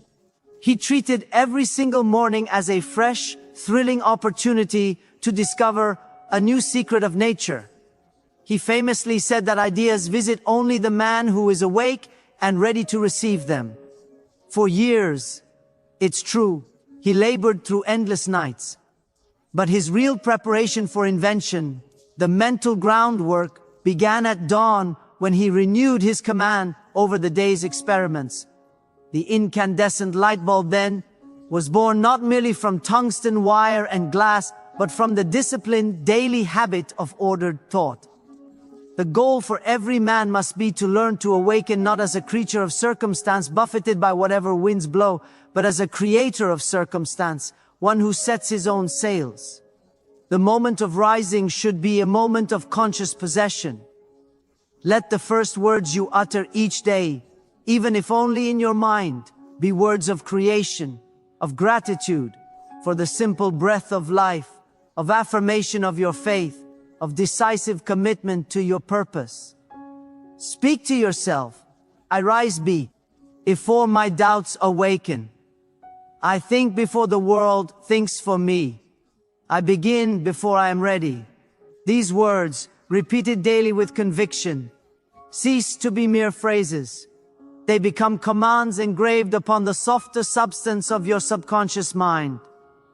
And soon, inevitably, they begin to express themselves in your outward habits and in a visible, tangible strength that others will notice. Remember, it is not enough to simply wake up early. That is just moving your body. You must wake up consciously. There is no inherent virtue in rising before the sun if your mind remains asleep in a fog of confusion and reaction. The entire purpose of early rising is not to impress others with your discipline, but to impress your own mind with order and priority.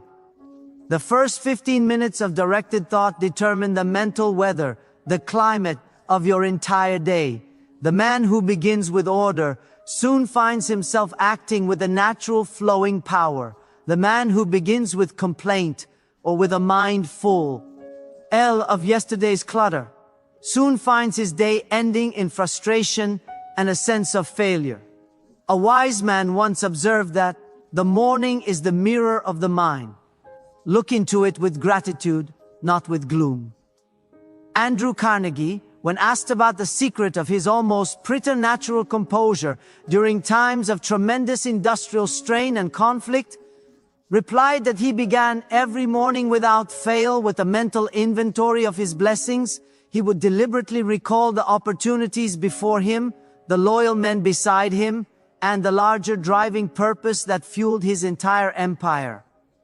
This practice of gratitude, done at the day's start, sharpened his judgment and steadied his temper in the boardroom. By consciously commanding his morning with faith and appreciation, he ruled his subsequent day with a calm that his rivals and colleagues often mistook for mere good luck. His fortune, in a very real sense, was built brick by brick by this union of gratitude and strategic planning. Join Tog. Ether each day at dawn. .br. So, let each morning begin with a purposeful duality of action, remembrance and rehearsal. First, remembrance of your core purpose. Why do you labor? What do you truly believe in? For what higher reason do you endure the difficulties? This connects you to your fuel source. Second, rehearsal of the specific steps required to advance that purpose through the hours immediately ahead. What are the 2 or 3 most important actions that will move the needle? This engages your navigational system. This dual process, faith married to foresight, actively awakens and aligns the 3 key faculties of your mind: imagination, reason, and willpower.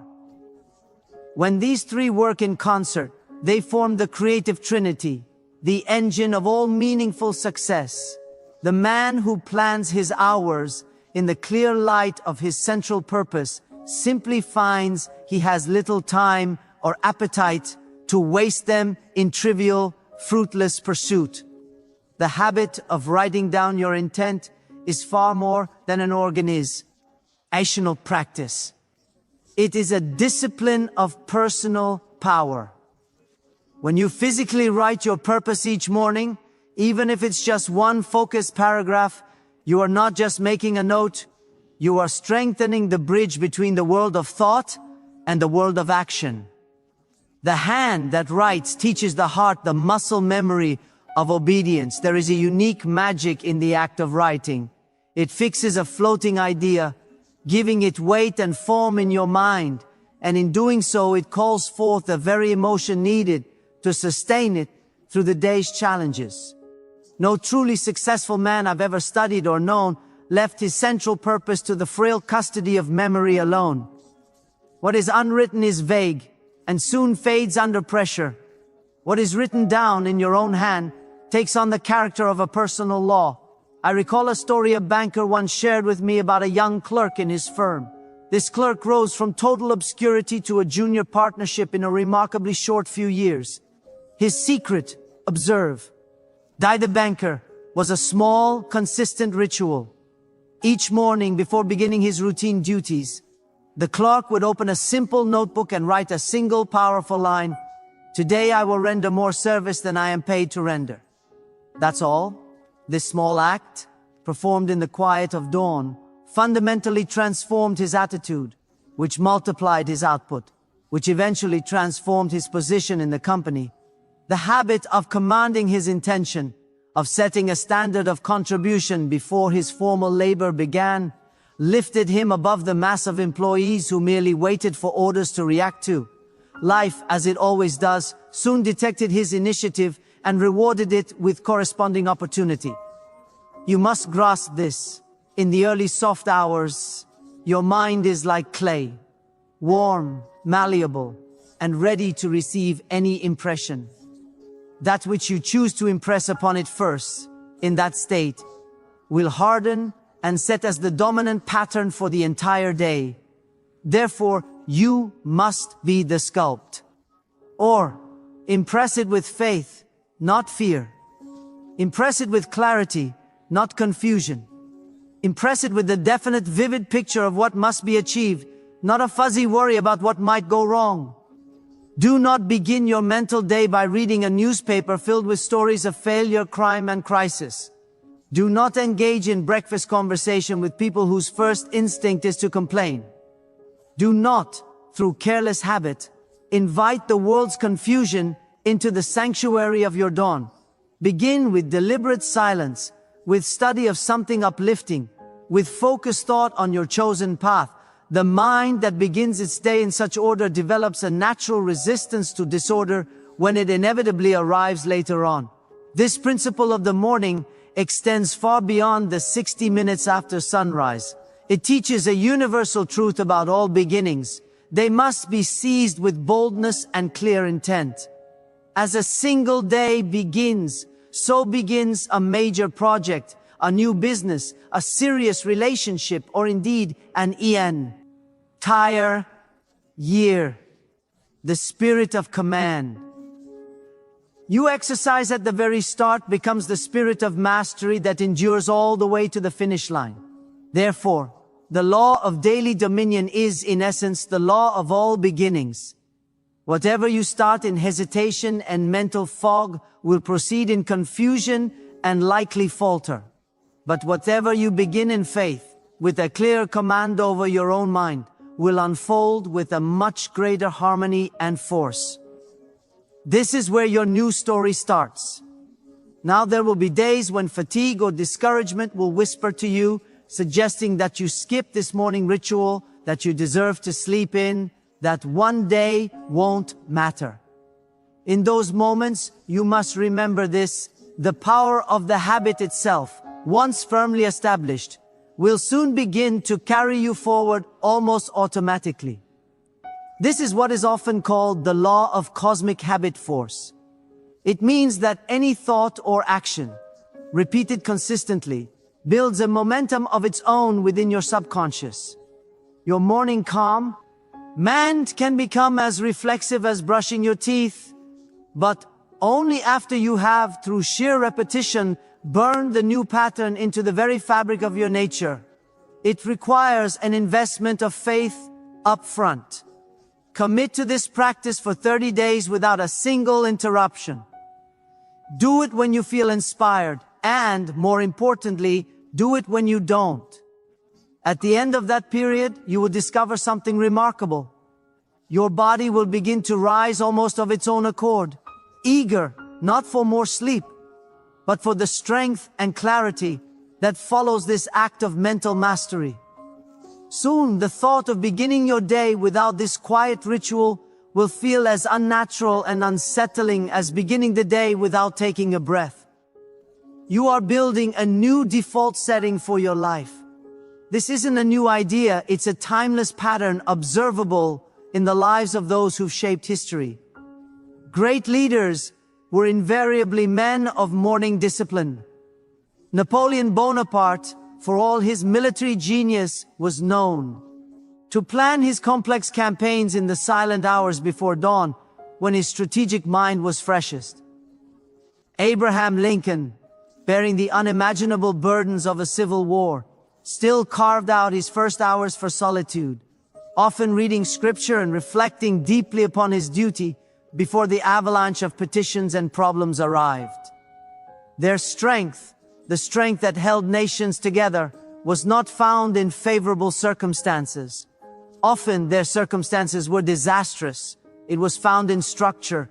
It was found in the deliberate, daily ordering of their inner world before they faced the roaring confusion of the outer world. This is the critical lesson. The same power that guides nations, the power of clear thought and decisive will, is the identical power that must guide the individual. It is the power of mental dominion. It is the conscious choice to govern your own thinking before anything else can govern you.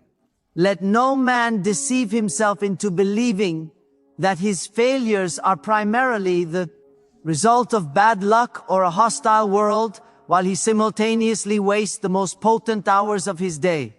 That is a contradiction that fate does not forgive.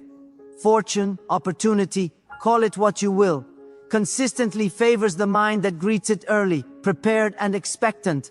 Opportunities of any real substance visit the prepared. They don't land in the laps of the sleeping or the distracted. The habit of commanding your morning does something profound to your subconscious mind. It trains it to expect success. It calibrates your mental radar to notice openings and synchronicities that are invisible to the person who starts their day in a reactive scramble.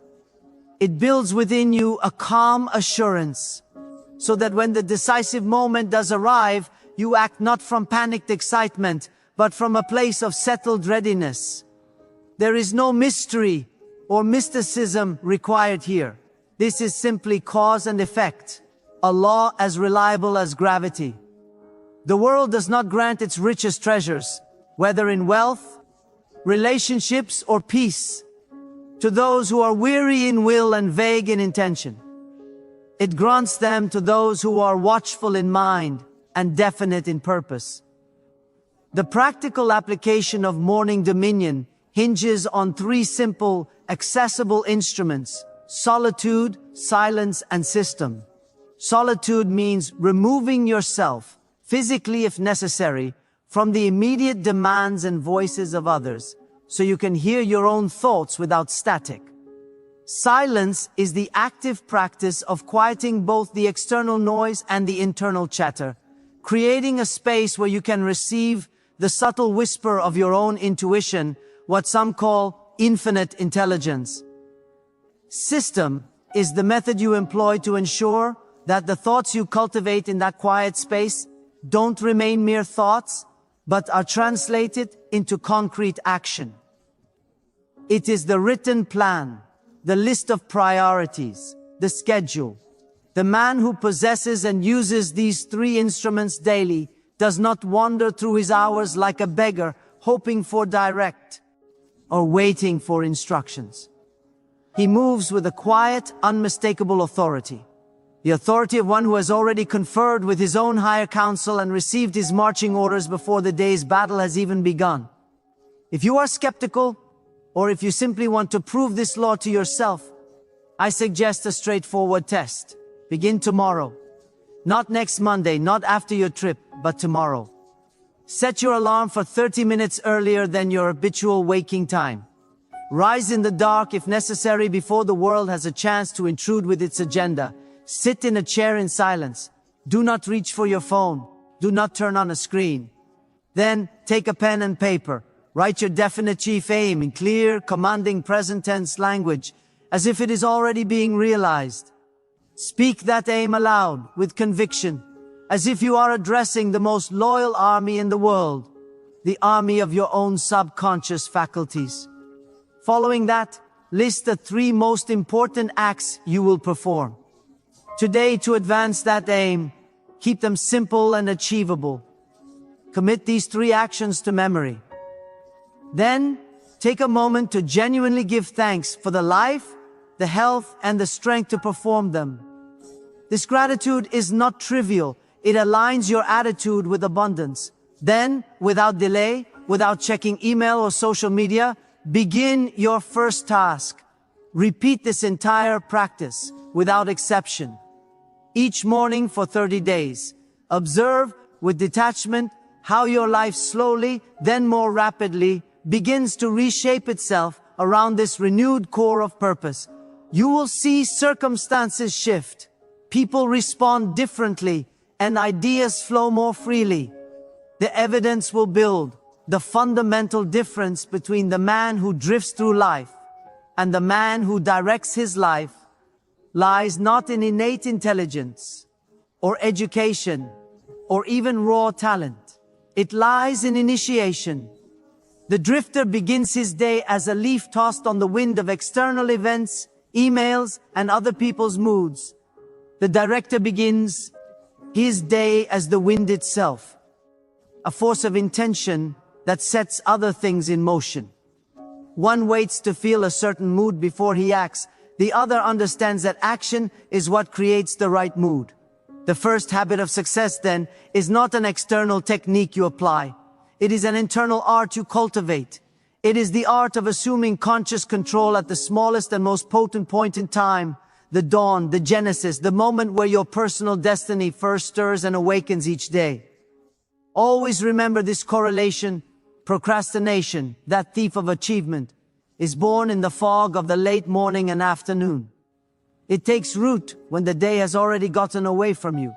But when the morning is won, when you have claimed its first hour for your command, delay often dies unborn. The very act of beginning a meaningful task before you feel ready, before the feeling of motivation strikes, is a master key.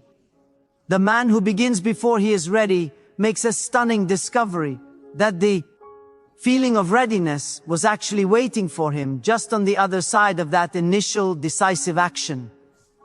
The decision you practice in the quiet of dawn matures into a quiet confidence by midday, and by nightfall, it has often crystallized into tangible achievement. This is the hidden reason why men and women of purpose seem to possess boundless energy. It is not that they never tire, it is that they do not begin each day by holding an internal debate about whether or not to begin.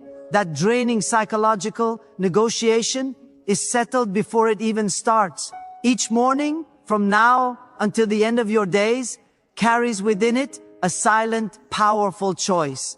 You can rise in command, or you can rise in complaint. You can greet the day with direction, or you can greet it with dread. The first choice, consistently made, is an act of creation that builds invisible power within you. The second choice, even if made passively, is an act of surrender that steadily drains your power, life in its strength. An often subtle way bends toward the man who consistently greets it with direction. It makes way for him. The law of daily dominion is not the final habit, but it is the foundational one. It is the bedrock. All the other disciplines we will discuss, the guarding of your mind, the swiftness of decision, the persistence, the planning, the service, the self-governance, are built upon this daily act of self-command. Without it, without this daily renewal of ownership, all other disciplines are ultimately built upon sand. They may stand for a while, but under pressure, they will shift and crumble. To command your morning is to do something profoundly symbolic and practical. It is to sign your name upon the blank page of the hours ahead. It is your declaration of ownership over your own fate. Let the words of this law become fixed firmly in your heart through practice. I rise before my doubts awaken. I think before the world thinks for me. I begin before I am ready. My morning obeys me. Therefore, my life obeys me. When this habit graduates from being a practice to being an unshakable law within your own soul, something shifts permanently. Procrastination loses its fertile ground and dies before noon. The seductive pull of mental and spiritual drift loses its grip on your will, and your day, instead of being a chaotic series of reactions, begins to unfold like a faithful servant to its master, organized, purposeful, and productive. And when the day obeys you, when you consistently direct its flow, the year inevitably follows. For the man who learns to govern his mornings learns the most valuable lesson of all, that the true battlefield of destiny is not the clock on the wall or the calendar on the desk. The true battlefield is the mind. And every sunrise, without fail, is a fresh invitation to walk onto that battlefield and command your own creation. This leads us directly to the second pillar. The natural companion to a commanded morning, you must guard the gates of your mind. This is the law of mental diet. It is based on a simple, inarguable premise.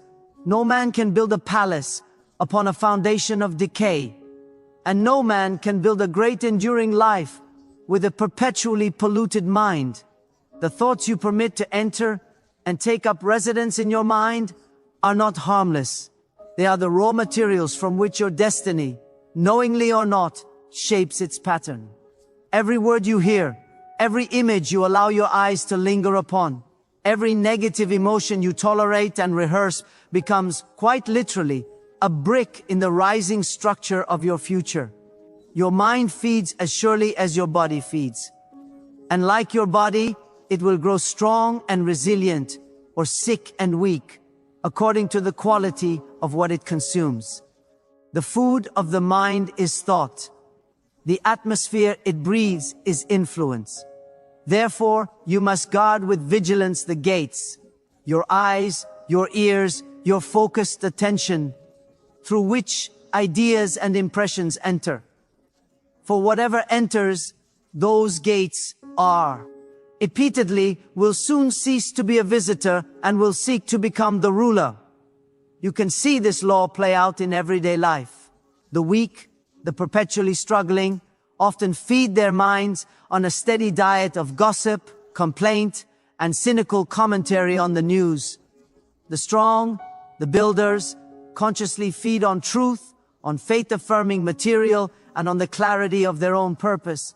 There exists a silent law of mental nourishment that mirrors physical nourishment.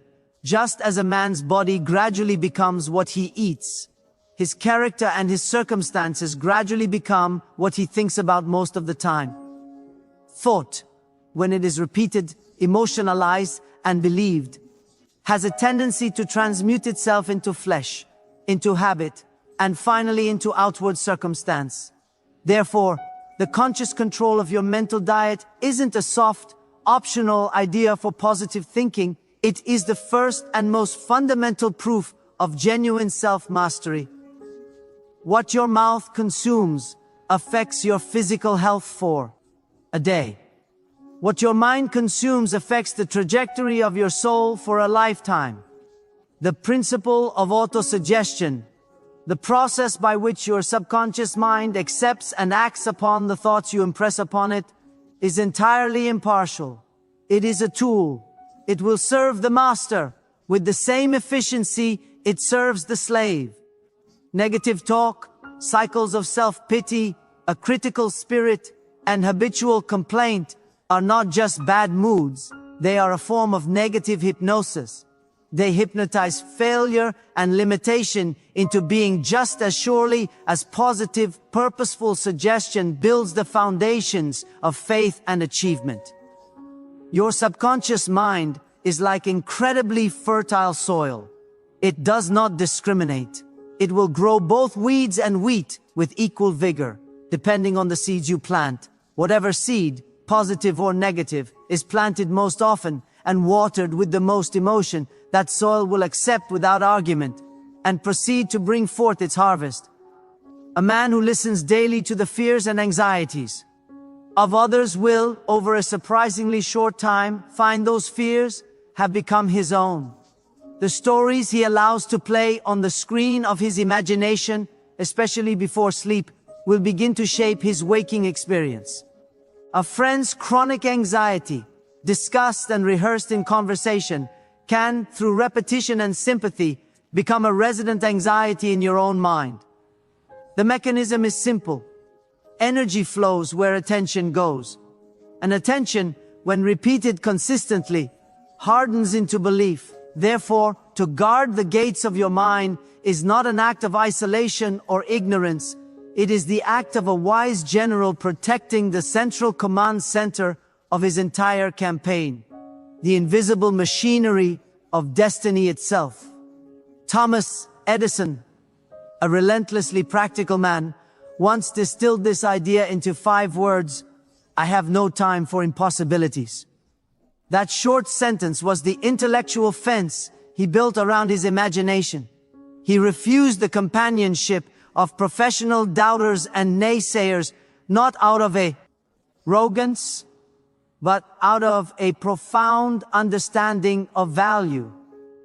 He valued his vision more than he valued their opinion, and he understood that association is a powerful form of mental nutrition. He knew that a single discouraged remark from a credible source at a vulnerable moment could poison the well of enthusiasm for a less disciplined mind. Every man must make this same decision. Whose voice will he allow to have an echoing chamber within him? When you passively listen to complaint, you are not just hearing words, you are subtly joining its chorus. When you absorb the envy of others, you inadvertently inherit its accompanying misery. When you entertain gossip, you are not just sharing information, you are weakening your own will and integrity. But when you listen to tales of courage, to expressions of steadfast faith, to the determined plans of doers, your mind strengthens itself through a kind of resonance. Your soul, your essential self, literally feeds on whatever it admires and dwells upon. The world, as it is presented through much of media and common conversation, is filled with what can be called the 6 ghosts of fear. The fear of poverty, the fear of criticism, the fear of ill health, the fear of loss of love, the fear of old age, and the fear of death. These are not phantoms, they are real psychological forces. And they roam the streets of modern life, seeking open, unguarded minds through which to operate. They enter subtly, quietly, through idle conversation, through the printed words of sensational news, through careless observation of the struggles of others. They require no formal permission to enter. They only require your sustained attention. But here is the liberating truth.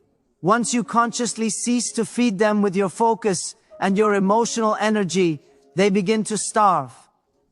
Deprived of the food of your belief and worry, they wither and die in the silence of your neglect. If a man sincerely wishes to rise above the gravitational pull of mediocrity, he must choose his companions and the content he consumes with the same deliberate care a master merchant uses when selecting pure gold over lead. Do not, I repeat, do not allow your freshly commanded morning to be immediately ambushed by the talk of defeat at the breakfast table or the news of crime and crisis from a screen. Feed your mind instead with one page of enduring truth from a great book, one sincere thought of gratitude for what you have, one clear, passionate recollection of your definite chief aim. Your body can survive on plain bread. Your mind, if it is to build anything of significance, requires a steady diet of faith. Think of it like this. Imagine a man who walks through a beautiful garden each day, a garden he says he values. But as he walks, he never bends down to pull a weed. At first the weeds are small, barely noticeable among the flowers. He thinks they're harmless, not worth the effort. A week passes, then a month. Slowly, almost imperceptibly, the flowers begin to shrink, to struggle for light. The weeds, however, grow stronger, thicker, spreading their roots. By the time the man finally looks up and truly sees his garden, the beauty is strangled, overwhelmed by the neglect he allowed. So it is with the garden of your mind. A single neglected negative thought, a doubt allowed to linger, may seem small and harmless in the moment. But repeated, entertained, watered with your attention day after day, it grows. It sends out roots that intertwine with your beliefs, and eventually it suffocates the very faith and purpose you are trying to cultivate. The practice of guarding your mind, therefore, is not a one-time declaration. It is a constant, gentle vigilance. It is the daily weeding of the mental garden. This vigilance must be applied to every piece of content that seeks entry, every conversation you partake in, every book you open, every song you let play in the background, every image you allow your eyes to rest upon. Each must be run that rough, a simple but critical filter. You must ask yourself, with honest detachment, does this strengthen my faith, or does it weaken it? Does this build my belief in what is possible, or does it feed my doubts? Does this align with the man I am committed to becoming, or does it pull me toward an older, smaller version of myself? If it strengthens, if it builds, if it aligns, welcome it. Let it in, study it. If it weakens, if it diminishes, if it misaligns, reject it, turn it away. Do this not with anger or fear, but with the calm decisiveness of a sovereign protecting his borders. Your mind is sacred ground. It is the inner kingdom from which all your outer actions flow. Not every traveler, not every piece of information deserves passage or residence there. Many years ago, I met a salesman whose consistent success was unmatched in his entire company. When pressed for his secret, he didn't talk about a magical closing technique or a superior product. He said something far simpler and more profound. I never let anyone talk failure to me before noon. He explained his routine. His morning hours, those first precious hours after his morning ritual, were sacred. They were devoted exclusively to building his belief, reviewing his affirmations, visualizing successful outcomes, studying the successes of others in his field. He fortified his mind before he stepped into the arena of rejection and negotiation. By the time my colleagues or my prospects start complaining or voicing doubts, he said, I'm already sold on victory. Their words just bounce off. He had, in essence, mastered his mental diet. He controlled the input so completely that the output, his performance, became predictable and exceptional. This highlights a crucial point. Your external environment, the office you work in, the people you live with, the broader culture, may not always be under your full control. You cannot always choose who you sit next to on the bus or what news breaks across the world. But your internal focus, the spotlight of your own attention, always can be. The wise man learns to carry his own atmosphere within him, like a portable climate. When he finds himself surrounded by fear and pessimism, he remembers his faith. He deliberately recalls the reasons for it. When he is among the bitter and the cynical, he actively recalls his own list of gratitudes. He selects his thoughts with the same care an artist selects colors for a masterpiece, refusing to dip his brush into the muddy paints of failure, complaint, and envy. He chooses not to paint those colors onto the canvas of his coming day. Do not for a moment underestimate the sheer compounding power of repetition. The same thought, entertained with emotion, played over and over in the theater of your mind, becomes more than a thought. It becomes a law within your subconscious. Repetition is the food, the sustenance of belief. Therefore, you must become the author of your own internal dialogue. Speak to yourself daily, deliberately, with words that sustain life and growth. Say, I am capable. I am guided by universal law. I am surrounded by opportunity. My faith is stronger than any fear I might temporarily feel. These are not platitudes. They are potent meals for a mind that must labor and create. They are the high-quality fuel for your inner engine. Albert Hubbard once observed that character is the sum of small habits repeated. In the exact same manner, your core belief system, what you really believe about yourself and your world deep down, is the sum of the small thoughts you entertain daily. It is the net result of your mental diet. If a man thinks nobly, upon high principles and possibilities, he gradually becomes noble in action. If he thinks poorly, upon limitations and grievances, he decays in spirit and result. The law is utterly impartial. It serves whatever you feed it. The thoughts that dwell longest and with the most emotion become the silent, unquestioned rulers of your conduct. You must also be cautious of influences that are not as obvious, the unseen, the atmospheric, the invisible weight of a negative tone, the draining atmosphere of a perpetually pessimistic environment, the company of those who have surrendered to cynicism. Even silent association, just being in the presence of certain mindsets for extended periods, affects your own mental vibration.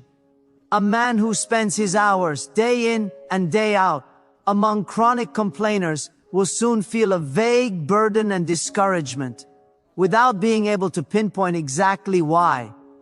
His courage, his positive energy, leaks away almost osmotically through a form of sympathetic resonance. The cure for this is not necessarily a loud confrontation.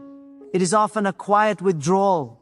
It is the dalib, irate replacement of poisonous environments with life-giving communion. Seek out builders, even if only through their books. Listen to dreamers. Spend time with doers. Their atmosphere will become your own. When the mind is left unguarded, passive, and open to whatever passes by, it becomes like a public town square. Every passing emotion, every fragment of bad news, every angry opinion can march through and leave its litter. To guard it is to install a sentinel at the gate, a part of your own disciplined consciousness. This sentinel's job is simple but vital. It questions every visitor, every thought that seeks entry. Who sent you? The sentinel asks. Were you sent by faith, by reason, by purpose? Or were you sent by fear, by reaction, by gossip? Only those thoughts and influences that can credibly claim allegiance to your faith and your aims are admitted. The rest are turned away without debate, without lengthy internal argument. This is discipline of the highest order. It is the discipline of selective focus. BR history gives us a powerful example in Thomas Edison's laboratories. They were not silent, austere places. They were often filled with laughter, with music, with a palpable sense of optimism and curiosity. Edison insisted on this atmosphere.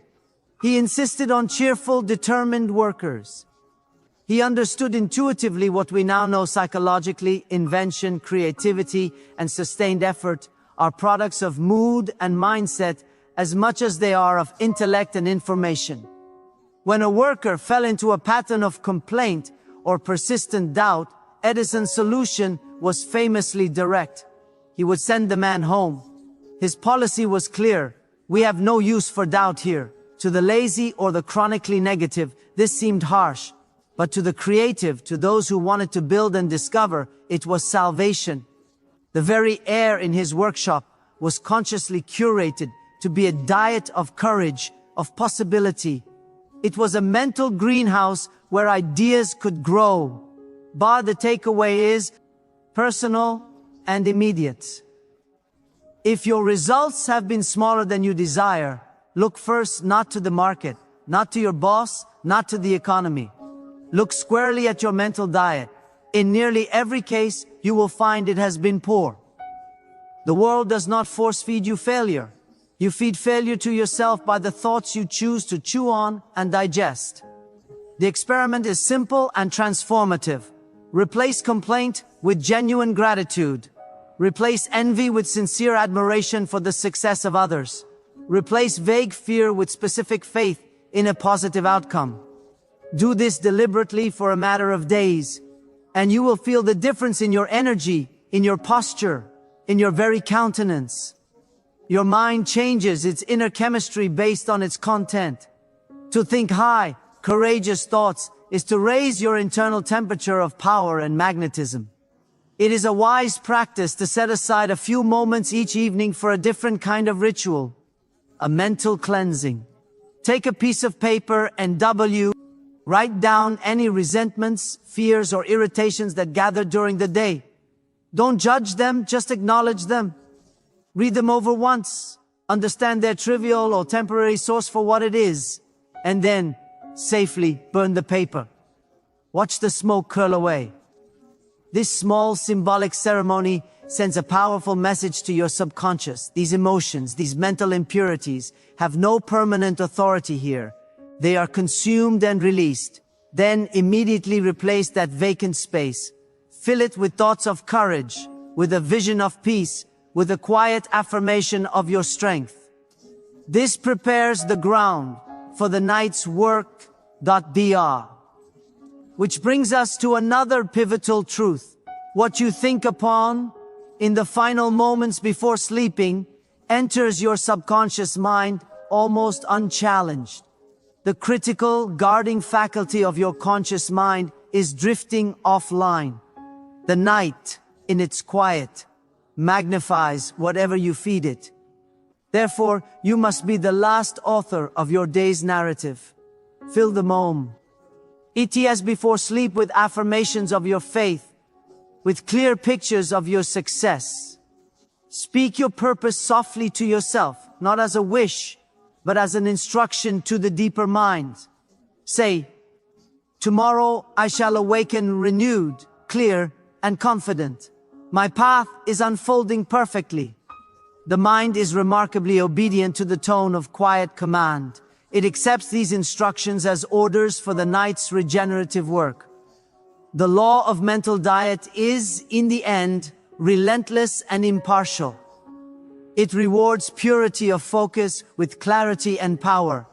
It punishes negligence and the consumption of mental junk food with confusion and weakness. It will, over time, make a saint of a man who feeds himself on noble thoughts, or a skeptic of a man who feeds on doubt.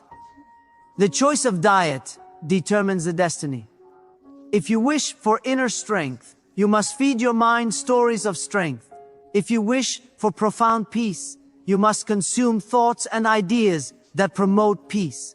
The gardener who expects a harvest of roses, no.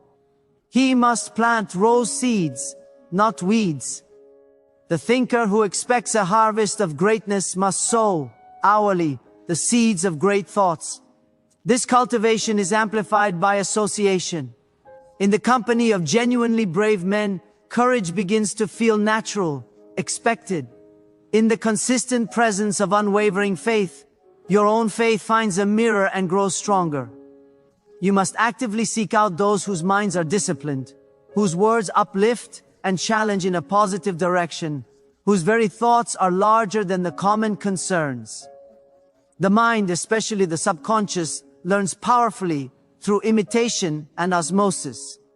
When you surround yourself, literally or through their works, with people who think richly and act decisively, your own thoughts will rise, often without conscious effort, to meet that higher level. It is the principle of water finding its level. A practical, foundational habit is this. Each morning, after your time of command, read one page, just one page, from a book of G.E. Nguyen Power. It could be scripture, it could be from Emerson, it could be a chapter from Think and Grow Rich, or a biography of a person you admire. Don't read for speed or for information. Read for transformation. Let those words, those ideas, be the first sustained intellectual food of the day. Let them set the philosophical and emotional tone for everything that follows. A mind properly fortified with truth and inspiration at dawn develops a remarkable resistance to the petty infections of fear, anger, and pettiness that will attempt to invade throughout the day. The analogy is precise. As surely as physical poison, taken consistently, will kill the body, the consistent consumption of mental and emotional negativity will kill the dream, the marriage, the business, the spirit. You must guard against both with equal vigilance. Keep your spoken conversation clean, focused on solutions rather than problems. Keep your physical environment orderly, as outer order inspires inner order. C. Who's your associations deliberately? Knowing that you are the average of the 5 people you spend the most time with. And most importantly, do not permit your most valuable asset, your focused attention, to linger upon what you do not wish to multiply in your life. For this is the ultimate law of the mental diet. Whatever the mind contemplates most frequently, with the most feeling that it gradually becomes.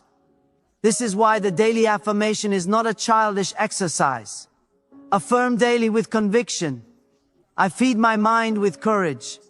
I starve my doubts of nourishment. My faith grows stronger because I guard its diet.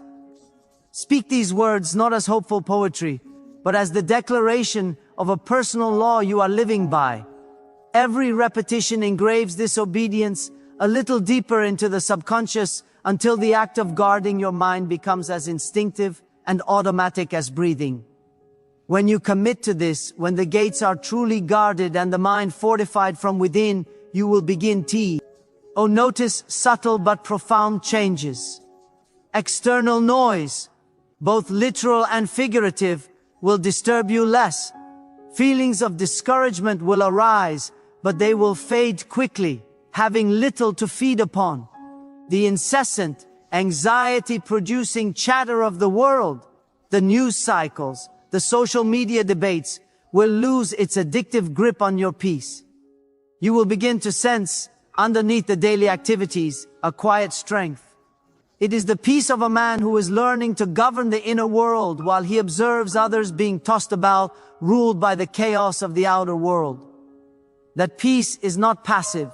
It is power in its most concentrated and useful form. It is power concealed, a deep reservoir to draw from. The man who guards his mind with such diligence soon finds he is commanding his fate in new ways. His vital energy no longer leaks out through the cracks of complaint, comparison, or vicarious drama. His imagination, once wasted on rehearsing fears and failures, is freed up. It becomes a forge for creation, for solving problems, for seeing new combinations. He becomes, in a word, magnetic. Others begin to trust his calmness, though they cannot explain why. In meetings, in relationships, they sense an order, a stability in him that they feel is lacking within themselves.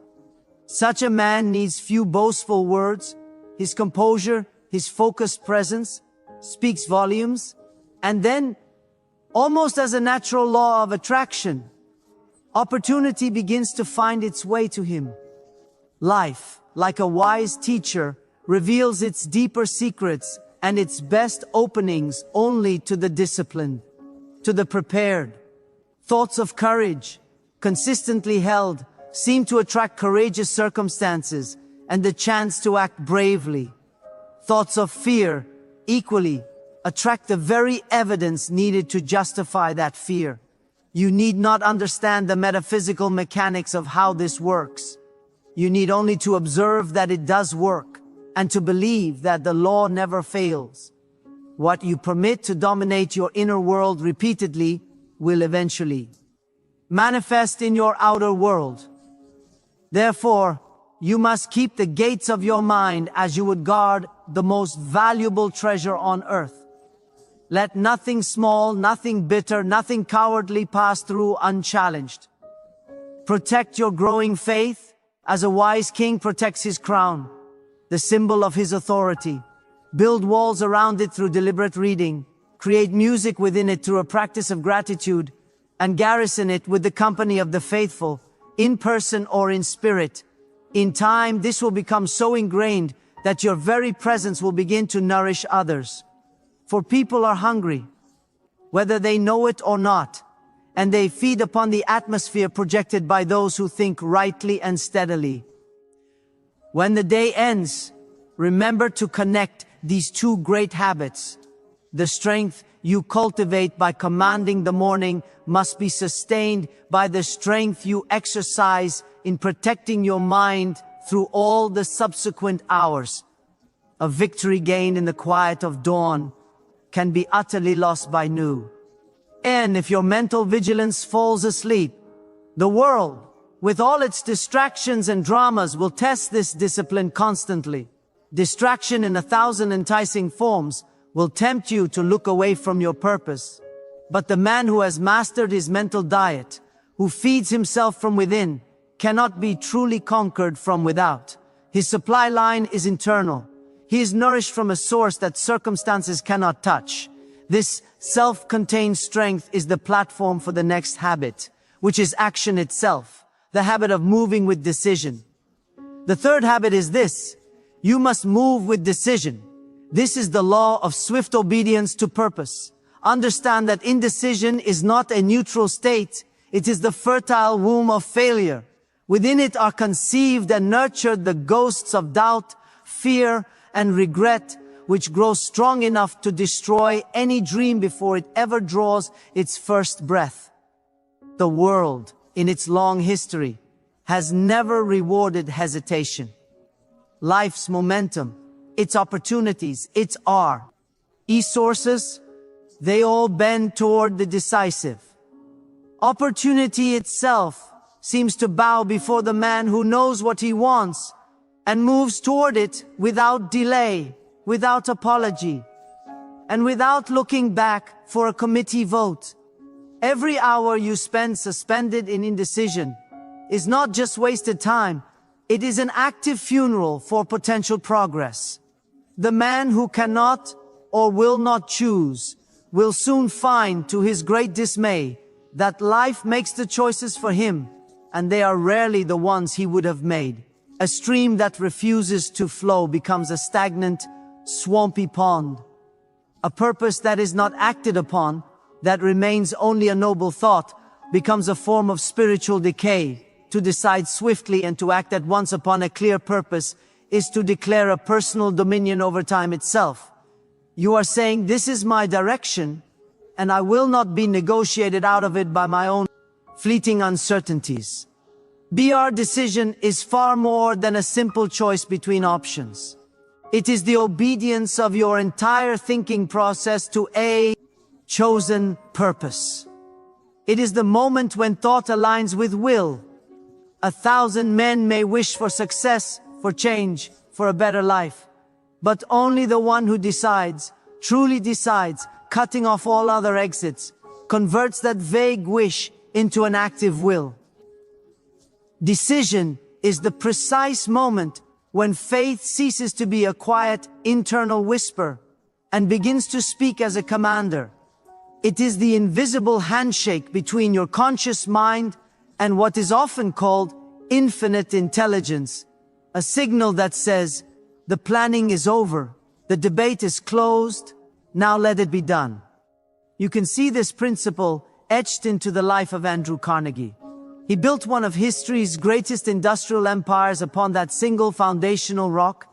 He decided early in his life that he would dedicate his ability to the steel industry and to the creation of wealth, not for the sake of hoarding it, but as a tool for the service of mankind. That one decision, made with finality, became the silent supervisor of every act, every partnership, every laborious hour that followed. He changed his tactics, his methods, his deals countless times, but he never changed his ultimate aim. He moved with a speed that left rivals bewildered, because he wasted none of his precious time in revisiting the fundamental question of whether. Carnegie himself pinpointed the difference, observing that the greatest gap between rich men and poor is not usually intelligence or even opportunity, but decision. The poor postpone. They wait for the right sign, the perfect condition. The rich decide. The unsuccessful man is often the one who changes his mind frequently, blown about by every wind of circumstance and popular opinion. The successful man changes his mind slowly and only based on new reason or evidence, never based on a sudden surge of fear. History provides a stark, almost painful lesson in the story of R.U. Darby and his gold mine. Darby invested everything, money, time, sweat and faith, into digging for a vein of ore. After immense labor and diminishing hope, he quit. He sold the machinery and the claim. Not long after, the man who bought the abandoned claim hired an engineer who discovered that Darby had stopped digging just 3 feet short of one of the richest veins of gold in the region. Darby's failure was not a lack of knowledge or strength or even initial faith. It was hesitation in the face of discouragement. It was a decision to stop, made under pressure. That indecision buried a fortune. The line between a legacy of loss and a legacy of wealth was, literally, 3 feet of persistence, but it was preceded by a decision to quit. Darby later learned this lesson in the most expensive way possible. He went into the insurance business, and remembering that 3-foot gap, he made a new decision. He would never again stop because things became difficult. He decided to persist, and in that firm resolve, he earned more money than he had ever dreamed of from the lost gold mine. His earlier catastrophic loss became the tuition fee he paid to learn the law of persistence. But you must see the sequence. Persistence itself cannot even begin without a prior decision to continue. The decision is the spark. Persistence is the sustained flame. The world often fears the truly decisive man, though it may not admit it. His speed exposes the indecision of others. His calm faith stands in silent condemnation of their chronic doubt. While they hesitate, seeking one more piece of data, he acts. While they analyze every potential pitfall, he advances. Fortune, in its elusive nature, is often compared to a shy woman. She does not linger to convince the uncertain. She yields to the bold, to those who step forward with clarity.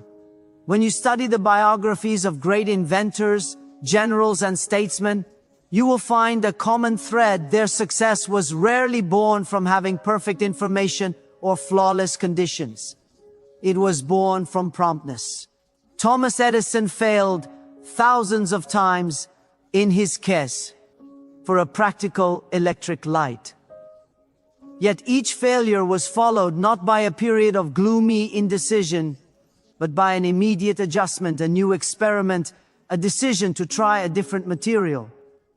Napoleon Bonaparte won empires not because his armies were always superior, but because he could decide on a campaign, on a battle tactic, faster than his enemies could finish their councils of war.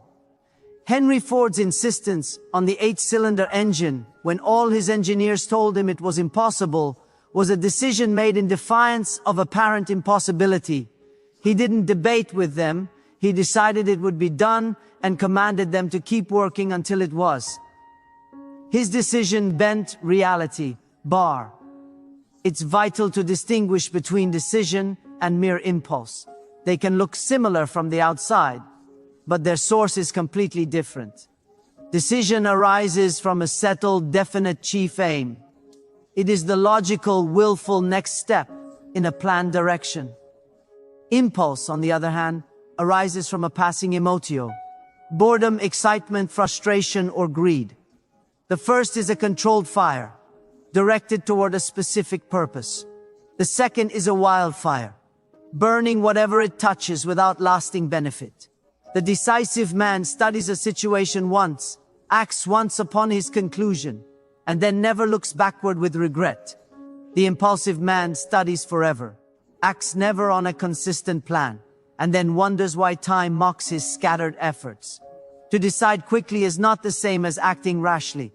It is to act in harmony with a deeper faith. It is spiritual alignment, not recklessness. It is the confident cooperation with the law of cause and effect. When a man finally decides, he sends forth a powerful signal through the unseen realm of his own psychology and into the world of circumstance. That decision begins to organize events, people, and resources around itself. Delay, by contrast, confuses these creative forces. It sends mixed signals. Decision directs them with a single, clear command. I knew a salesman who transformed his career with this understanding. He told me his income doubled in a single year after he made one simple change in his language and, more importantly, in his mindset. He stopped saying, "I'll think about it," to opportunities and to his own ideas. He started saying, "I'll do it now." The shift seemed minor, almost semantic, but it wasn't. It released the psychological power of immediate action. He discovered a fundamental truth. Ideas, like muscles, grow cold when delayed. They lose their vital heat, their motivating energy. But when acted upon instantly, while the vision is still bright and the conviction fresh, they ignite a chain reaction of opportunity. Decision is the spark that keeps the flame of desire alive.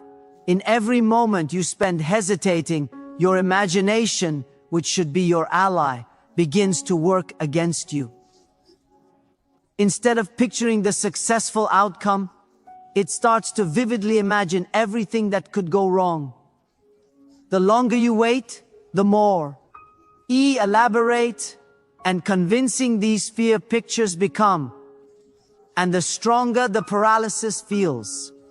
Action is the only known antidote to this spell. A single physical movement toward your purpose is stronger than 1,000 internal arguments with doubt.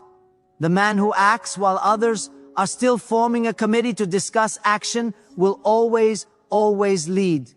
I have observed over many years that great fortunes and great achievements often begin with one bold, seemingly premature step taken before there is any external evidence to guarantee success. The mind that decides to move without a visible safety net is exercising pure faith. And faith is the greatest creative power known to mankind. To move without certainty is to invite certainty to meet you on the path. To wait for absolute certainty is to wait forever. because it never arrives in a complete package. Every meaningful advance in civilization, in science, in business, was begun by someone who dared to decide and act before the final PR. Oof was in. Decision, once made, is also contagious. In a world saturated with hesitation and anxiety, simple decisiveness radiates a kind of authority. People are drawn to follow the man or woman who knows, who seems to have an internal compass. They trust that person because, on some level, he relieves them of the burden of their own doubt. A decisive mind gathers allies without even having to ask. An uncertain, wavering mind, even with the best intentions, loses the confidence of the friends it already has. Leadership, stripped to its core, is nothing more than a clear purpose expressed through unwavering, decisive action. History reserves its highest honor for those who decided when others were frozen by fear. Abraham Lincoln decided for unity and preservation of the Union over short-term popularity, and his decision saved a nation. George Washington decided for independence, while many of his contemporaries hesitated painfully between loyalty to the crown and the dream of liberty. Their greatness was not born from perfect knowledge of the outcome. How could it be? It was born from courageous obedience to conscience and to a decided purpose. When a man decides rightly, in alignment with principle, it often seems as if providence itself moves to clear the path. The habit of quick decision can be trained just like a muscle. You don't start by deciding the fate of empires, you start small. Begin with the minor matters of your day. Decide at once where you will place your energy for the next hour. Decide what single task you will finish before you allow yourself a break. Then, obey your own command without compromise, without negotiation. Each small, executed victory builds the reflex of obedience to your own purpose. Soon, your mind learns to trust its own decisions. A key part of this training is in your language. Replace the weak, non-committal words, I will try, with the definitive, I will. There is no creative power in the word try. It is the language of inde. Decision cleverly dressed up as effort. The world rewards doing, not trying. The man who says, I will, and means it, builds a psychological momentum that doubt and obstacle cannot easily stop. Speak always as one who commands your own faculties, for your subconscious mind obeys the tone of final decision far more than it obeys the sophisticated grammar of good intention. The most valuable lesson I ever received from Andrew Carnegie was contained in a single direct phrase, decide what you want and stand by that decision until you get it. That command is the skeleton key to the entire philosophy of achievement. Without the initial irrevocable decision, every other principle, faith, desire, persistence, becomes weak and theoretical. Faith requires a decision to believe in something specific. Desire demands the decision of a definite direction.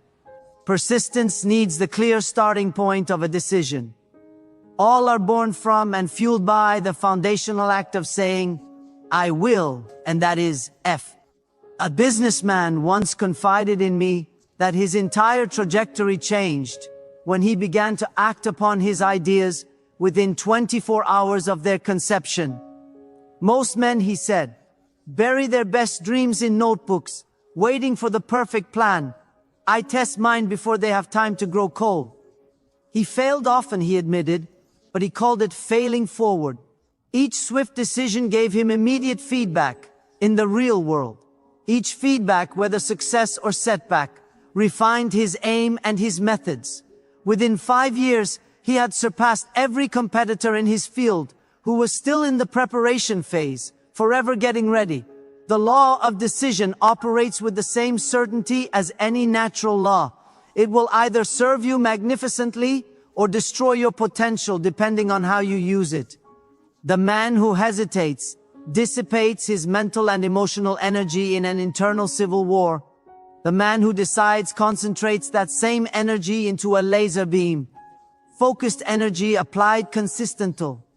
Why to a single point creates results. Life, in all its forms, yields to concentrated force. Consider Henry Ford's story again in this light. His trained engineers, experts in their field, declared the 8-cylinder engine an impossibility. Ford's response was not to form a committee to study the feasibility. He decided it would be built. He commanded his team to keep working until it was done. For months, they returned with failure, with broken parts, with frustration. Yet Ford's decision never changed. He did not revert to indecision. Finally, under the pressure of that unwavering decision, they succeeded. That engine became a hallmark of automotive excellence and played a huge role in cementing his dominance. A decision held firm can bend what appears to be impossible. The same law that builds industries also builds unshakable character. Every time you decide on a course and stand by it without flinching, you strengthen your willpower, like lifting a weight for your. Every time you retreat from a decision because it becomes uncomfortable, you weaken that same will. Willpower is not a mysterious gift given at birth. It is the residue of decision. It is the accumulated strength left behind after every time you chose to follow through. Each resolved moment becomes another stone in the wall of your self-confidence, until eventually hesitation can no longer find a gate or a crack to enter. A farmer who refuses to plant his seed because he fears a future storm will never ever reap a harvest. His field will remain barren. Decision is the act of planting the seed despite the uncertainty of the weather. The soil of life is never perfectly prepared, never completely risk-free. Yet it unfailingly rewards those who sow, while others are still debating the almanac. Waiting for all the ideal conditions to align is most often a clever disguise for fear. The man who decides to act today with the conditions as they are will find that those very conditio begin to improve under the momentum of his movement. It is written that faith without works is dead, is useless. So too, desire without the decisive act is a form of decay. 1,000 beautiful dreams die every day inside men and women who could have lived glorious lives had they simply chosen a path and taken the first step sooner. Regret is the quiet, lifelong graveyard of undecided intentions. The man who walks through his later years among the ghostly monuments of what if and if only is haunted by nothing more than his own past refusal to act. When you hesitate, life receives a message. It assumes you are satisfied with what you have, with where you are.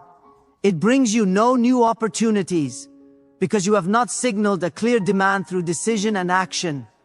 The universe, in its inherent drive toward growth, abhors indecision. Nature rewards motion, direction, growth. It despises stagnation.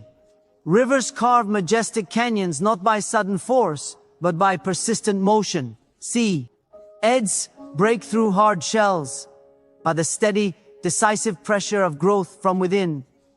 Men grow not by thinking about growth, but by doing the things that cause growth. He who delays the first movement forfeits his right to that growth. Decision, however small it may seem, the decision to make a call, to write a page, to apologize, to begin a course, is the initial motion that summons destiny.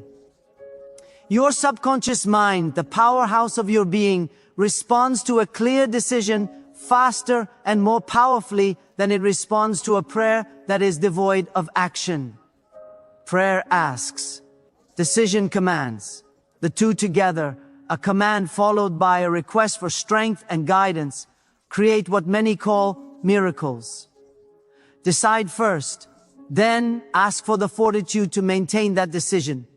The answer will come.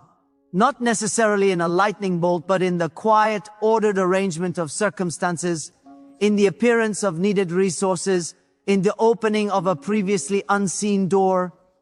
People will call it luck. You will know it as law obeyed. Look at your own life, at your habits. How many opportunities have you lost? Not because you were rejected, but because you hesitated until the opportunity passed by. How many relationships languished because you couldn't decide to be vulnerable or to commit? How many ventures never began because you waited for a permission slip from life that never comes? The decisive man never asks for permission to live his life. He assumes the authority over his own path. The timid wait for external proof of safety. The brave decide to move, and in that movement, they create their own security.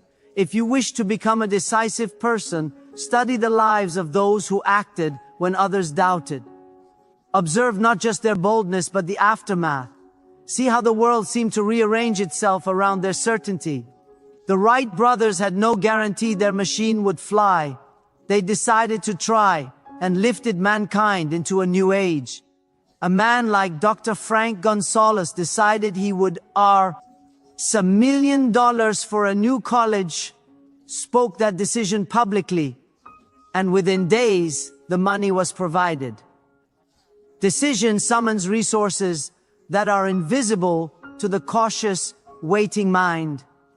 Every day presents you with a series of small, disguised opportunities to practice decision, whether to begin a task now or later, whether to speak a word of truth or remain silent for comfort, whether to advance an inch toward your goal or to retreat into familiar distraction.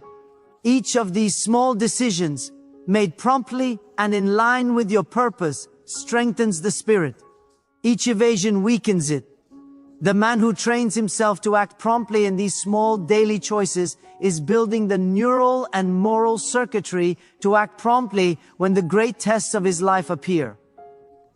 The habit, diligently built, becomes your second nature. And when your mind grows weary, when motivation is low, remember this: hesitation itself feeds fatigue. Doubt is a heavy burden to carry. Decision is light. Once the decision is made, the burden lifts.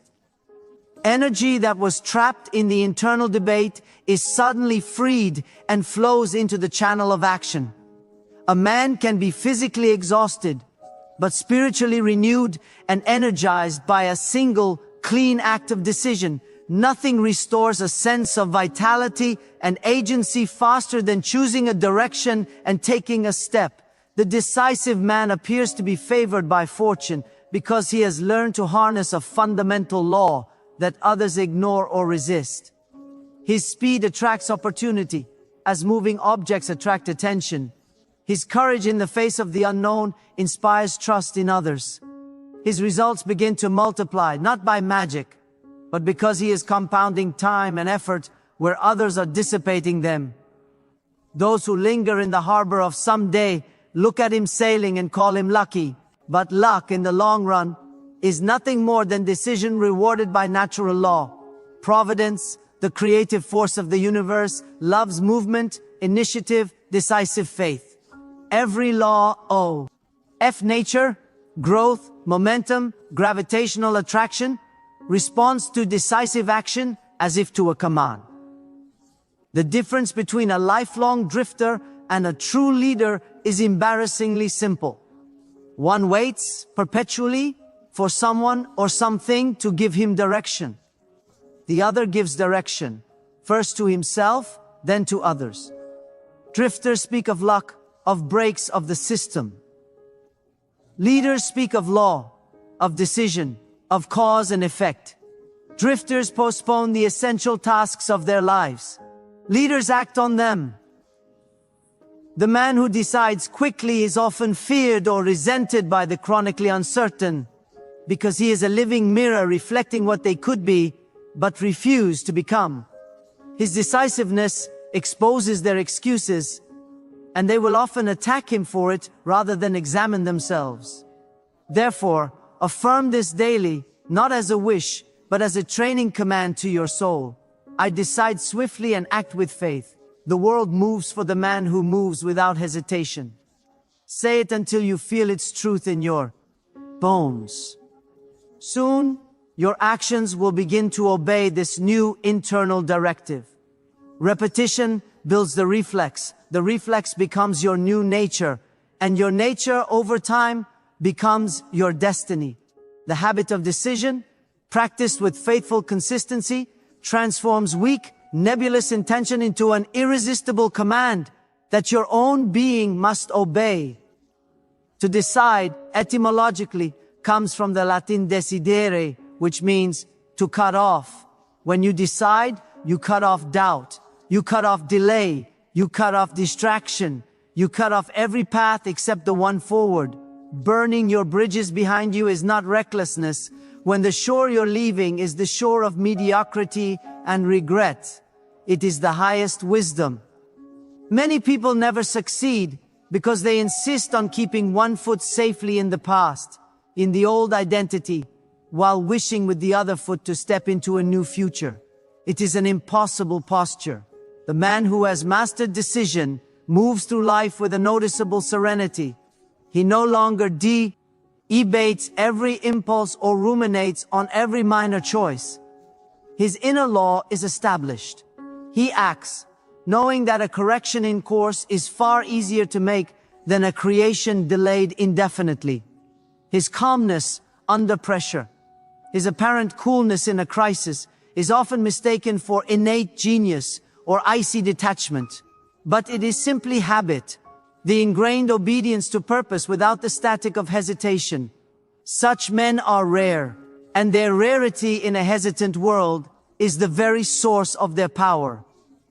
There will, of course, be times when the path ahead is genuinely unclear, when the map shows only blank spaces.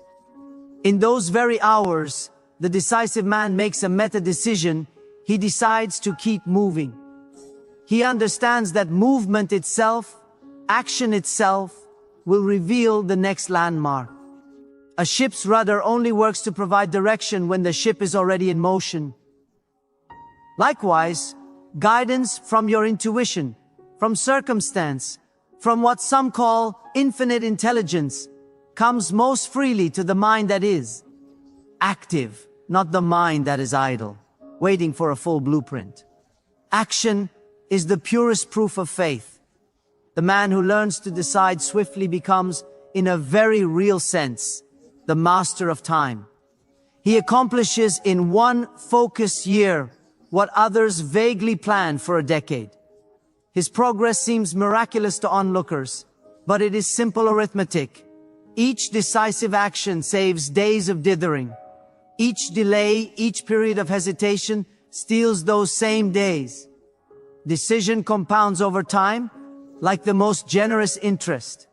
A single year lived with decisive intent can equal a decade of hesitant stop and start effort. Therefore, train yourself.